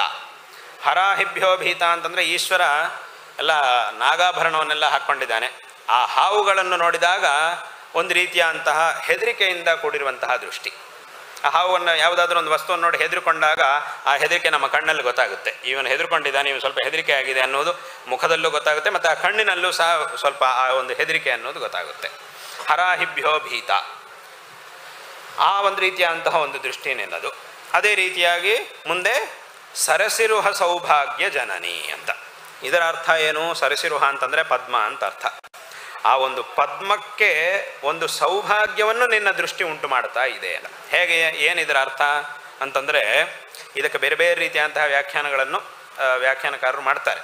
ಸಾಮಾನ್ಯವಾಗಿ ಹೇಳಬೇಕು ಅಂತಂದರೆ ಆ ಕಣ್ಣಿಗೆ ಉಪಮಾನವನ್ನು, ಒಂದು ಸುಂದರವಾದಂತಹ ಕಣ್ಣಿಗೆ ಉಪಮಾನವನ್ನು ಕೊಡುವಾಗ ಕವಿಗಳು ಶಾಸ್ತ್ರಗಳಲ್ಲೆಲ್ಲ ಕಮಲವನ್ನು ಉದಾಹರಣೆಯನ್ನು ಕೊಡ್ತಾರೆ. ಆ ಕಮಲವು ನಿನ್ನ ಕಣ್ಣಿಗೆ ಉಪಮಾನವಾಗಿದೆ. ಅಂದರೆ ಏನರ್ಥ? ಅಂತಹ ಒಂದು ಗೌರವ ಕಮಲಕ್ಕೆ ಸಿಕ್ಕಿದೆ. ನಿನ್ನ ಕಣ್ಣಿಗೆ ಉಪಮಾನವಾಗಿರುವಂತಹ ಒಂದು ಸ್ಥಾನ ಕಮಲಕ್ಕೆ ಸಿಕ್ಕಿದೆ ಅಂತಂದರೆ ಇನ್ನು ಅದಕ್ಕಿಂತ ಇನ್ನೊಂದೇನು ಬೇಕು ಆ ಕಮಲಕ್ಕೆ? ಈ ಅಮ್ಮನವರ ಕಣ್ಣು ಹೇಗಿದೆ ಅಂತಂದರೆ ಕಮಲದ ಹಾಗಿದೆ ಅಂತ ನಾವು ಹೇಳಿದರೆ ಅದು ಆ ಕಮಲ ಮಾಡ್ಕೊಂಡಿರುವ ಅದೃಷ್ಟ, ಅದನ್ನು ಉಪಮಾನವಾಗಿ ಕೊಡ್ತಾ ಇದ್ದೀವಿ ಅಂತಂದರೆ. ಹಾಗಾಗಿ ಈ ರೀತಿಯಾದಂತಹ ಒಂದು ಸೌಭಾಗ್ಯವನ್ನು ಆ ಕಮಲಕ್ಕೆ ನೀನು ಕೊಟ್ಟಿದ್ದಿ ಅಂತ ಹೇಳ್ತಾ ಇದ್ದಾರೆ. ಸರಸಿರುಹ ಸೌಭಾಗ್ಯ ಜನನಿ. ಸಖೀಷು ಸ್ಮೇರಾತೆ. ಸಖಿ ಅಂತಂದರೆ ನಿನ್ನ ಪರಿಚಾರಿಕೆಯರು, ನಿನ್ನ ಹತ್ರ ಪರಿಚಾರಿಕೆಯನ್ನು ಮಾಡುವಂಥವ್ರು, ನಿನ್ನ ಸಖಿಯರು, ನಿನ್ನ ಸ್ನೇಹಿತರು ಎಲ್ಲರೂ ಇದ್ದಾರೆ. ಅವರ ಜೊತೆಗೆ ಒಂದು ರೀತಿಯಾದಂತಹ ಒಂದು ದೃಷ್ಟಿ. ಆ ಸಖಿಯರ ಜೊತೆಗೆ ಇರುವಾಗ ಒಂದು ರೀತಿಯಾದಂತಹ ಆನಂದ ಮನಸ್ಸಲ್ಲಿರುತ್ತೆ, ಅದು ನಿನ್ನ ದೃಷ್ಟಿಯಲ್ಲಿ ಕಾಣುತ್ತಾ ಇರುತ್ತೆ. ಆ ರೀತಿಯಾದಂತಹ ಒಂದು ದೃಷ್ಟಿ. ಕೊನೆಯದಾಗಿ ನನ್ನ ಮೇಲೆ ನಿನ್ನ ದೃಷ್ಟಿ. ಈ ಒಬ್ಬೊಬ್ಬರ ಮೇಲೆ ಒಂದೊಂದು ರೀತಿಯಾದಂತಹ ದೃಷ್ಟಿ ನಿನಗಿದೆ. ನನ್ನ ಮೇಲೆ ನಿನ್ನ ದೃಷ್ಟಿ ಹೇಗಿದೆ ಅಂತಂದರೆ ಮೈ ಜನನಿ ದೃಷ್ಟಿ ಸಕರುಣ ಅಂತ. ನನ್ನ ಮೇಲೆ ನಿನ್ನ ದೃಷ್ಟಿ ಕಾರುಣ್ಯಪೂರ್ಣವಾದಂತಹ ದೃಷ್ಟಿ. ಯಾಕೆಂತಂದರೆ ನಾನು ಭಕ್ತನಾಗಿದ್ದೇನೆ. ಭಕ್ತನಾಗಿರುವುದರಿಂದ ನನಗೆ ನೀನು ಅನುಗ್ರಹವನ್ನು ಮಾಡಬೇಕು. ನನಗೆ ನೀನು ಅನುಗ್ರಹ ಮಾಡಬೇಕು ಅಂತಂದರೆ ಆಗ ನನ್ನ ಮೇಲೆ ನಿನಗೆ ಕಾರುಣ್ಯ ಇರಬೇಕು. ಹಾಗಾಗಿ ಆ ಕಾರುಣ್ಯಪೂರ್ಣವಾಗಿ ನೀನು ನನ್ನನ್ನು ನೋಡ್ತಾ ಇದ್ದಿ. ನೀನು ನನ್ನನ್ನು ನೋಡು. ಆ ಕಾರುಣ್ಯಪೂರ್ಣವಾದಂತಹ ದೃಷ್ಟಿಯಿಂದ ನನ್ನನ್ನು ನೀನು ನೋಡಿ ನನಗೆ ಅನುಗ್ರಹವನ್ನು ಮಾಡು. ಈ ರೀತಿಯಾಗಿ ಇಷ್ಟು ವಿಧವಾಗಿ ನಿನ್ನ ಆ ಒಂದು ದೃಷ್ಟಿ ಇದೆ ಅನ್ನೋದನ್ನು ವರ್ಣನೆ ಮಾಡ್ತಾರೆ. ಹಾಗಾಗಿ ಯಥಾವತ ಇದನ್ನು ಯಾಕೆ ಹೇಳಕ್ಕೆ ಬಂದೆ ಅಂತಂದರೆ ಭಕ್ತರ ಮೇಲೆ ಅಮ್ಮನವರಿಗಿರುವಂತಹ ದೃಷ್ಟಿ ಹೇಗಿರುತ್ತೆ, ಪರಮೇಶ್ವರನ ಮೇಲೆ ಒಂದು ರೀತಿಯಾದಂತಹ ದೃಷ್ಟಿ, ಸಖಿಯರ ಮೇಲೆ ಒಂದು ರೀತಿಯಾದಂತಹ ದೃಷ್ಟಿ, ಒಬ್ಬೊಬ್ಬರ ಮೇಲೆ ಒಂದೊಂದು ರೀತಿಯಾದಂತಹ ಒಂದು ದೃಷ್ಟಿ. ಭಕ್ತರ ಮೇಲೆ ದೇವಿಯ ಒಂದು ದೃಷ್ಟಿ ಹೇಗಿರುತ್ತೆ ಅಂತಂದರೆ ಸಕರುಣ, ಕಾರುಣ್ಯಪೂರ್ಣವಾದಂತಹ ಒಂದು ದೃಷ್ಟಿ ಭಕ್ತರ ಮೇಲೆ ಇರುತ್ತೆ. ಯಾರ ಮೇಲೆ ಇರುತ್ತೆ? ಭಕ್ತರ ಮೇಲೆ ಇರುತ್ತೆ. ಯಾರು ಭಕ್ತರಾಗಿರ್ತಾರೋ ಅವರ ಮೇಲೆ ಅಂತಹ ದೃಷ್ಟಿ ಇರುತ್ತೆ. ನಾವು ವಿರುದ್ಧವಾಗಿ ನಡ್ಕೊಂಡ್ರೆ, ಇಷ್ಟ ಬಂದಾಗ ಏನೇನೋ ಮಾಡೋಕ್ಕೆ ಶುರು ಮಾಡಿದ್ರೆ, ಅಧರ್ಮವನ್ನು ಮಾಡಿದರೆ ಆಗ ಅದು ರೌದ್ರವಾದಂತಹ ದೃಷ್ಟಿ ಆಗುತ್ತೆ. ಆದರೆ ಅದು ನಮ್ಮ ಮೇಲೆ ಬೀಳಬಾರದು. ಅಂತಹ ದೃಷ್ಟಿ ನಮಗಾಗಬಾರದು. ಕಾರುಣ್ಯಪೂರ್ಣವಾದಂತಹ ದೃಷ್ಟಿ ನಮ್ಮ ಮೇಲೆ ಇರಬೇಕು. ಆಗ ಅದರಿಂದ ನಮ್ಮ ಜೀವನದಲ್ಲಿ ನಮಗೆಲ್ಲ ರೀತಿಯಲ್ಲೂ ಸಹ ಒಳ್ಳೆಯದಾಗುತ್ತೆ. ಹಾಗಾಗಿ ಭಕ್ತರಾಗಿದ್ದರೆ ಆಗ ಆ ಕಾರುಣ್ಯಪೂರ್ಣವಾದಂತಹ ದೃಷ್ಟಿ ನಮ್ಮ ಮೇಲಿರುತ್ತೆ. ತದ್ವಾರ ನಮಗೆಲ್ಲ ರೀತಿಯಲ್ಲೂ ಸಹ ಒಳ್ಳೆಯದಾಗುತ್ತೆ. ಅಂದ್ರೇನು ಕಾರುಣ್ಯಪೂರ್ಣವಾದಂತಹ ದೃಷ್ಟಿ ಅಂತಂದರೆ ತಾಯಿಗೆ ಮಕ್ಕಳ ಮೇಲೆ ಯಾವ ರೀತಿಯಾದಂತಹ ಒಂದು ದೃಷ್ಟಿ ಇರುತ್ತೋ ಆ ರೀತಿಯಾದಂತಹ ಒಂದು ದೃಷ್ಟಿ ಭಕ್ತನಾಗಿರ್ತಕ್ಕಂತಹ ನನ್ನ ಮೇಲೆ ನಿನಗೆ ಇದೆ ಅನ್ನುವಂತಹ ಮಾತನ್ನು ಆ ಒಂದು ಶ್ಲೋಕದಲ್ಲಿ ಶಂಕರರು ವರ್ಣನೆ ಮಾಡ್ತಾರೆ. ಹೀಗೆ ಅಂದರೆ ಏನು? ಆ ಅಮ್ಮನವರ ಒಂದು ಕೃಪಾದೃಷ್ಟಿ ನಮಗೆ ಬೇಕು ಅಂತಂದರೆ ಅದಕ್ಕೆ ನಾವು ಭಕ್ತರಾಗಿರಬೇಕು. ಅಮ್ಮನವರ ವಿಷಯದಲ್ಲಿ ಅಪಾರವಾದಂತಹ ಶ್ರದ್ಧಾಭಕ್ತಿಗಳನ್ನು ವಿಶ್ವಾಸವನ್ನು ಇಟ್ಟುಕೊಂಡಿರಬೇಕು. ತದ್ವಾರ ಅಮ್ಮನವರ ಕೃಪಾದೃಷ್ಟಿ ನಮಗೆ ಪ್ರಾಪ್ತವಾಗುತ್ತೆ, ಎಲ್ಲ ರೀತಿಯಲ್ಲೂ ಸಹ ಒಳ್ಳೆಯದಾಗುತ್ತೆ. ಹಾಗಾಗಿ ನಮಗೆ ಜೀವನದಲ್ಲಿ ಬೇರೆ ಬೇರೆ ರೀತಿಯಾದಂತಹ ಕಷ್ಟಗಳು ಎಲ್ಲ ಮನುಷ್ಯನಿಗೂ ಬರ್ತಾನೆ ಇರುತ್ತೆ. ಆರಂಭದಿಂದ ಕೊನೆ ತನಕ ಬೇರೆ ಬೇರೆ ರೀತಿಯಾದಂತಹ ಕಷ್ಟಗಳು ಜೀವನದಲ್ಲಿ ಬರ್ತಾನೆ ಇರುತ್ತೆ. ಆದರೆ ಎಂಥ ಒಂದು ಕಷ್ಟದ ಪರಿಸ್ಥಿತಿ ಬಂದರೂ ಸಹ ಅದಕ್ಕೊಂದು ಪರಿಹಾರವೂ ಸಹ ಎಲ್ಲೋ ಒಂದು ಕಡೆ ಭಗವಂತ ಇಟ್ಟಿರ್ತಾನೆ.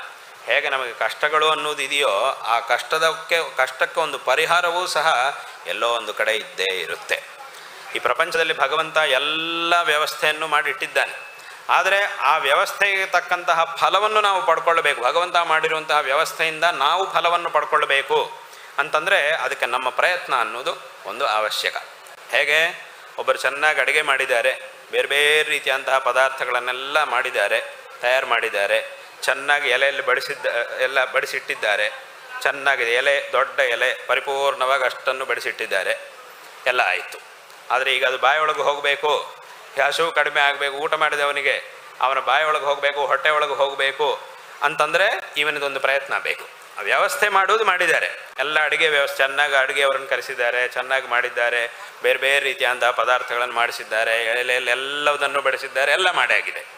ಆದರೆ ಅದು ನಮ್ಮ ಬಾಯೊಳಗೆ ಹೋಗಬೇಕು, ಹೊಟ್ಟೆ ಒಳಗೆ ಹೋಗಬೇಕು, ನಮ್ಮ ಹಸುವನ್ನು ನೀಗಿಸುವಂಥದ್ದಾಗಬೇಕು ಅಂತಂದರೆ ಅಲ್ಲಿ ನಮ್ಮ ಪ್ರಯತ್ನ ಅನ್ನೋದೊಂದು ಬೇಕು. ಆ ಪ್ರಯತ್ನ ಇದ್ದರೆ ಇದೆಲ್ಲ ನಡೆಯುತ್ತೆ. ನಾವು ನಮ್ಮ ಪ್ರಯತ್ನವನ್ನು ಮಾಡಿದರೆ ಬೇರೆಯವರು ಎಷ್ಟು ಪ್ರಯತ್ನ ಮಾಡಿ ಎಷ್ಟು ಚೆನ್ನಾಗಿ ಅಡುಗೆ ಮಾಡಿ ಎಷ್ಟು ಜನ ಬಡಿಸಿದ್ರು ಏನೇ ಮಾಡಿದರೂ ಸಹ ನಮ್ಮ ಹಸುವು ಹೋಗೋದಿಲ್ಲ. ಅದು ಹೋಗಬೇಕು ಅಂತಂದರೆ ನಮ್ಮ ಪ್ರಯತ್ನ ಅನ್ನೋದೊಂದಿರಲೇಬೇಕು, ಅದು ನಡಿಬೇಕು. ಅದು ಬೇರೆ ಇನ್ಯಾರೂ ಏನು ಮಾಡೋಕ್ಕೆ ಸಾಧ್ಯ ಇಲ್ಲ. ಈ ಒಂದು ಪ್ರಯತ್ನ ನಾವು ಏನು ಮಾಡಬೇಕಾದಿದೆಯೋ ಅದನ್ನು ಈ ಪ್ರಪಂಚದಲ್ಲಿ ಯಾರಿಗೆ ಹಸುವು ಹೋಗಬೇಕಾಗಿದೆಯೋ ಅವನ ಒಂದು ಪ್ರಯತ್ನವು ಏನು ಆಗಬೇಕಾಗಿದೆಯೋ ಅದಕ್ಕಾಗಿ ಆ ಹಸಿವನ್ನು ಹೋಗಲಾಡಿಸಿಕೊಳ್ಳುವುದಕ್ಕಾಗಿ ಏನು ಪ್ರಯತ್ನ ಮಾಡಬೇಕಾಗಿದೆಯೋ ಆ ಪ್ರಯತ್ನವನ್ನು ಅವನು ಬಿಟ್ಟು ಬೇರೆ ಯಾರೂ ಈ ಪ್ರಪಂಚದಲ್ಲಿ ಮಾಡೋಕ್ಕಾಗೋದಿಲ್ಲ. ಅದರ ಪೂರ್ವಭಾವಿಯಾದಂತಹ ವ್ಯವಸ್ಥೆಯನ್ನು ಬೇಕಾದರೆ ಬೇರೆಯವರು ಮಾಡ್ಬೋದು. ಆದರೆ ಆ ಒಂದು ಪ್ರಯತ್ನ ಏನಿದೆಯೋ ಅದು ಜೀವನದಲ್ಲಿ ಬೇರೆ ಯಾರೂ ಸಹ ಮಾಡಲಿಕ್ಕೆ ಸಾಧ್ಯ ಇಲ್ಲ, ಅವನೊಬ್ಬ ಮಾತ್ರವೇ ಮಾಡಲಿಕ್ಕೆ ಸಾಧ್ಯ. ಒಂದು ದೊಡ್ಡ ಪರ್ವತ ಇದೆ, ಆ ಪರ್ವತದ ಮೇಲೆ ಹತ್ತಲಿಕ್ಕೆ ಮೆಟ್ಲಿದೆ. ಇಲ್ಲಿಂದ ಮೇಲೆ ನಾವು ಹೋಗಬೇಕು ಅಂತಂದರೆ ಮೆಟ್ಲು ಹತ್ಕೊಂಡು ಹೋಗಬೇಕು, ನಮ್ಮ ಮೆಟ್ಲು ನಾವೇ ಹತ್ಕೊಂಡು ಹೋಗಬೇಕು. ಅದು ನಾವು ಒಬ್ಬರಿದ್ದರೂ ನಮ್ಮ ಮೆಟ್ಲು ನಾವೇ ಹತ್ಕೊಂಡು ಹೋಗಬೇಕು. ನಮ್ಮ ಜೊತೆಗೆ ಒಂದು 100 ಜನ ಸೇರ್ಕೊಂಡು 100 ಜನರ ಜೊತೆಗೆ ನಾವು ಹೋಗ್ತಾ ಇದ್ದೀವಿ. 100 ಜನರ ಜೊತೆಗೆ ಹೋಗಿದ್ರು 1000 ಜನರ ಜೊತೆಗೆ ನಾವು ಹೋದರೂ ನಮ್ಮ ಮೆಟ್ಲನ್ನು ನಾವೇ ಹತ್ತಬೇಕು, ಆಗ ನಾವು ಮೇಲೆ ಹೋಗಲಿಕ್ಕೆ ಸಾಧ್ಯ ಆಗುತ್ತೆ. ಆ ಮೆಟ್ಲು ಹತ್ತುವುದರಲ್ಲಿ ಯಾವ ಬದಲಾವಣೆಯೂ ಆಗುವುದಿಲ್ಲ. ಜನ ಜಾಸ್ತಿ ಆಗಿರೋ ಮಾತ್ರಕ್ಕೆ ನಾವು ಈ ಕೆಳಗಿಂದ ಮೇಲಿನ ತನಕ ಮೆಟ್ಲು ಹತ್ಕೊಂಡು ಹೋಗಬೇಕು ಅನ್ನೋದಕ್ಕಾಗಿ ಏನು ಪ್ರಯತ್ನ ಮಾಡಬೇಕೋ ಅದು ಯಾವತ್ತೂ ಸಹ ಬದಲಾಗುವುದಿಲ್ಲ, ಅದು ಮಾಡಲೇಬೇಕು.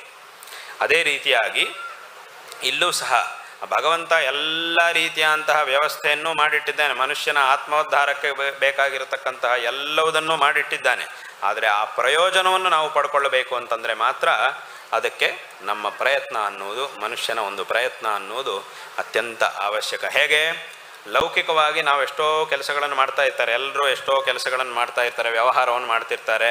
ಆ ವ್ಯವಹಾರದಲ್ಲೆಲ್ಲ ಲೆಕ್ಕಾಚಾರ ಇರುತ್ತೆ.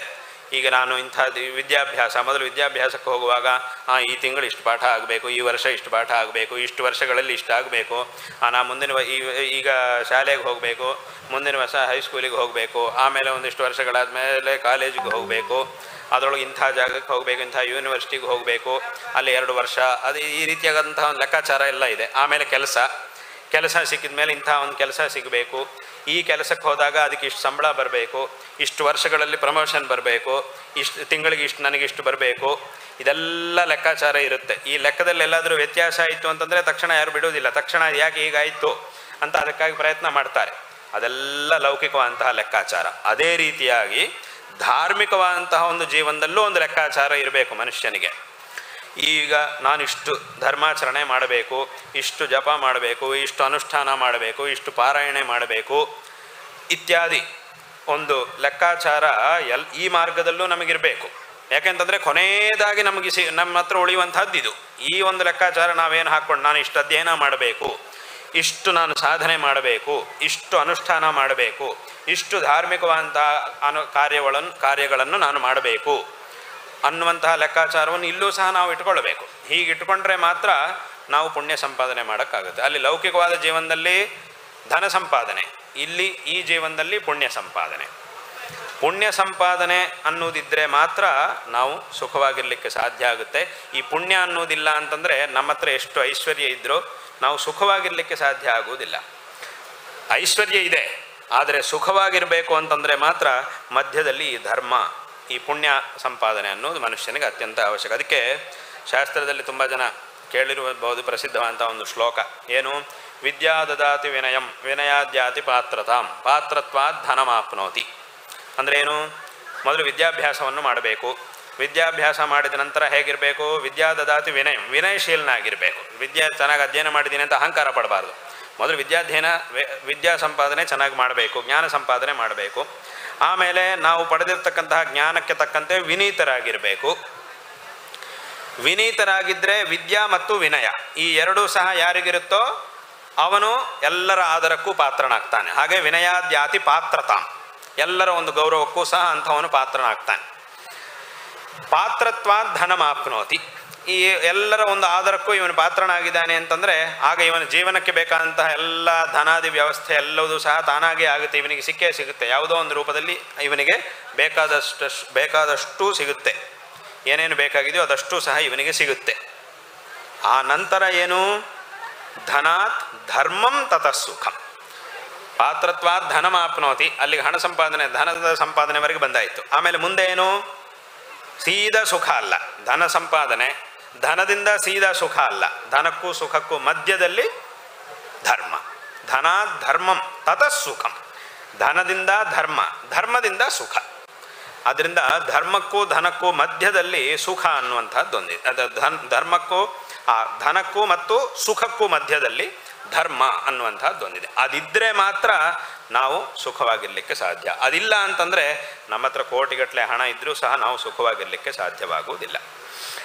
ಆದ್ದರಿಂದ ನಾವು ಚೆನ್ನಾಗಿರಬೇಕು ಅಂತಂದರೆ ಅದಕ್ಕೆ ಈ ಧರ್ಮ ಅನ್ನೋದು ಅತ್ಯಂತ ಅವಶ್ಯಕ. ಕೆಲವರು ಕೇಳ್ತಾ ಇರ್ತಾರೆ, ಕೆಲವರು ಒಂದು ಪ್ರಶ್ನೆ ಬರುತ್ತೆ, ಏನು ಅಂತಂದರೆ, ನೀವು ಧರ್ಮಾಚರಣೆ ಮಾಡಬೇಕು ಅಂತ ಹೇಳ್ತೀರಿ, ಇದನ್ನು ಮಾಡಿದರೆ ಏನಾಗುತ್ತೆ, ನಾವು ಚೆನ್ನಾಗಿರಬೇಕು ಸುಖವಾಗಿರಬೇಕು ಅಂತಂದರೆ ಧರ್ಮಾಚರಣೆ ಮಾಡಬೇಕು ಅಂತ ಹೇಳ್ತೀರಿ. ಆದರೆ ನಾವೀಗ ಚೆನ್ನಾಗೇ ಇದ್ದೀವಿ, ನಮಗೆಲ್ಲ ಚೆನ್ನಾಗಿದೆ, ಎಲ್ಲ ಪರಿಸ್ಥಿತಿ ಎಲ್ಲ ತುಂಬ ಚೆನ್ನಾಗಿದೆ, ಸುಖವಾಗೇ ಇದ್ದೀವಿ ನಾವು. ಮತ್ತು ನಾವೇನು ಹೆಚ್ಚಾಗಿ ಏನು ಧರ್ಮಾಚರಣೆಗಳು ಅಂತ ಏನು ಮಾಡುವುದಿಲ್ಲ, ನಮ್ಮ ವ್ಯವಹಾರ ನಾವು ಮಾಡ್ತಿರ್ತೀವಿ, ಅದರಲ್ಲಿ ನಮಗೆ ದುಡ್ಡು ಬರ್ತಾ ಇದೆ, ಅದನ್ನು ಖರ್ಚು ಮಾಡ್ಕೊಳ್ತಿರ್ತೀವಿ, ಚೆನ್ನಾಗಿದ್ದೀವಿ. ಆದ್ದರಿಂದ ಇನ್ನು ನಾವು ಮಾಡಬೇಕಾ, ಈಗ ಮಾಡಿದರೂ ಸಹ ನಮಗೆ ಸಿಗುವಂಥದ್ದೇನೋ ಚೆನ್ನಾಗಿರಬೇಕು, ಚೆನ್ನಾಗಿರುವುದಕ್ಕೋಸ್ಕರ ಧರ್ಮಾಚರಣೆ ಮಾಡಬೇಕು ಅಂತ ಹೇಳ್ತೀವಿ. ನಾವು ಚೆನ್ನಾಗೇ ಇದ್ದೀವಿ, ಆದ್ದರಿಂದ ಈಗ ನಾವು ಪುನಃ ಏನಾದರೂ ಆಚರಣೆ ಮಾಡುವ ಅವಶ್ಯಕತೆ ಇದೆ, ನಾವು ಯಾಕೆ ಮಾಡಬೇಕು ಅಂತ ಕೆಲವರಿಗೆ ಒಂದು ಪ್ರಶ್ನೆ ಬರುತ್ತಿರುತ್ತೆ. ಆದರೆ ಇಲ್ಲಿ ನಾವು ತಿಳ್ಕೊಳ್ಬೇಕಂತಹ ವಿಷಯ ಏನು ಅಂತ ಕೇಳಿದರೆ, ಇಲ್ಲಿ ಲೋಕದಲ್ಲಿ ಒಬ್ಬ ಇದ್ದಾನೆ, ಅವನು 1 ವರ್ಷ ಚೆನ್ನಾಗಿ ಕಷ್ಟಪಟ್ಟು ಕೆಲಸ ಮಾಡಿದ್ದಾನೆ. ಅವನು ಮಾಡಿದಂತಹ ಕೆಲಸಕ್ಕೆ ಫಲವಾಗಿ ಕೈ ತುಂಬ ಹಣ ಸೇರಿದೆ, ಬೇಕಾದಷ್ಟು ತುಂಬ ಹಣ ಸಿಕ್ಕಿದೆ. 2ನೇ ವರ್ಷ ಏನೂ ಕೆಲಸ ಮಾಡಲೇ ಇಲ್ಲ, ಸುಮ್ಮನೆ ಮನೆಯಲ್ಲಿ ಕೂತ್ಕೊಂಡಿದ್ದ. 1ನೇ ವರ್ಷ ಕೆಲಸ ಮಾಡಿದ, ಸಂಪಾದನೆ ಮಾಡಿದ್ದ. 2ನೇ ವರ್ಷ ಏನೂ ಕೆಲಸ ಮಾಡಲಿಲ್ಲ, ಸುಮ್ಮನೆ ಮನೆಯಲ್ಲಿ ಕೂತ್ಕೊಂಡಿದ್ದ. ಮನೆಯಲ್ಲಿ ಕೂತ್ಕೊಂಡು ಕಾಲಹರಣ ಮಾಡ್ತಾ ಇದ್ದ. ಆದರೂ ಏನೂ ತೊಂದರೆ ಆಗೋದಿಲ್ಲ ಅವನಿಗೆ. ಆ 2ನೇ ವರ್ಷ ಅವನಿಗೇನು ತೊಂದರೆ ಆಗೋದಿಲ್ಲ, ಏನು ಕೆಲಸ ಮಾಡದೆ ಮನೆಯಲ್ಲಿ ಕೂತ್ಕೊಂಡಿದ್ರೂ ಸಹ ಅವನಿಗೇನು ತೊಂದರೆ ಆಗಲ್ಲ. ಯಾಕೆ ಆಗೋದಿಲ್ಲ, 1ನೇ ವರ್ಷದಲ್ಲಿ ಸಂಪಾದನೆ ಮಾಡಿರ್ತಕ್ಕಂತಹ ದುಡ್ಡಷ್ಟು ಇವನ ಹತ್ರ ಇದೆ, ಅದು ಇವನ ಕೈಯಲ್ಲಿ ಇರುವುದರಿಂದ ಇವನಿಗೆ 2ನೇ ವರ್ಷ ಏನೂ ತೊಂದರೆ ಆಗೋದಿಲ್ಲ. ಸುಮ್ಮನೆ ಮನೇಲಿ ಕೂತ್ಕೊಂಡಿದ್ರೂ ಸಹ ಏನೂ ತೊಂದರೆ ಆಗಲ್ಲ, ಮನೇಲಿ ಆರಾಮಾಗಿ ಕೂತ್ಕೊಂಡಿರ್ಬೋದು, ಹೊಟ್ಟೆ ತುಂಬ ದಿವಸ ಊಟ ಮಾಡ್ತಾ ಕೂತರೂ ಪರವಾಗಿಲ್ಲ, ಏನೂ ತೊಂದರೆ ಆಗಲ್ಲ ಅವನಿಗೆ.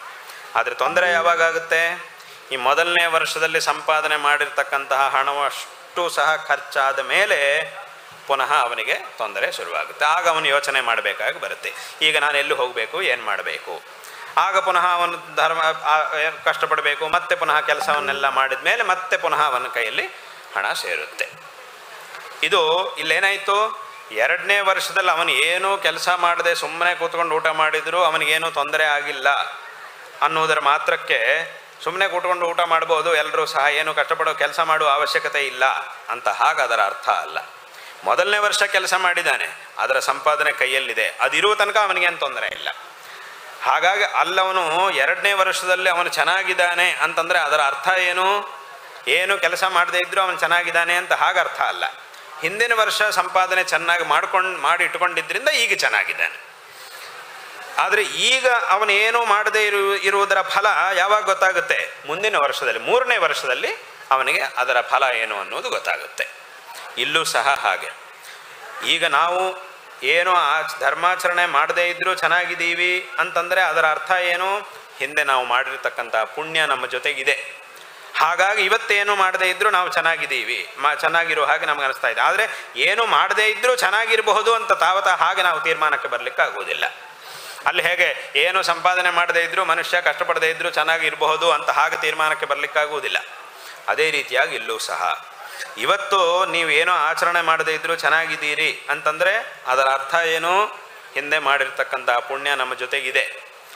ಅದು ಕ್ಷೀಣ ಆಗೋ ತನಕ ನಮಗೇನು ತೊಂದರೆ ಆಗೋದಿಲ್ಲ, ನಾವು ಚೆನ್ನಾಗೇ ಇರ್ತೀವಿ. ಆದರೆ ಮುಂದೆ ಯಾವತ್ತು ಅದು ಕ್ಷೀಣ ಆಗುತ್ತೋ ಆಗ ಪುನಃ ನಾವು ಕಷ್ಟಪಡಬೇಕಾಗಿ ಬರುತ್ತೆ. ಅದಾಗಬಾರದು ಅಂತಂದರೆ ಅವನೇನು ಮಾಡಬೇಕು?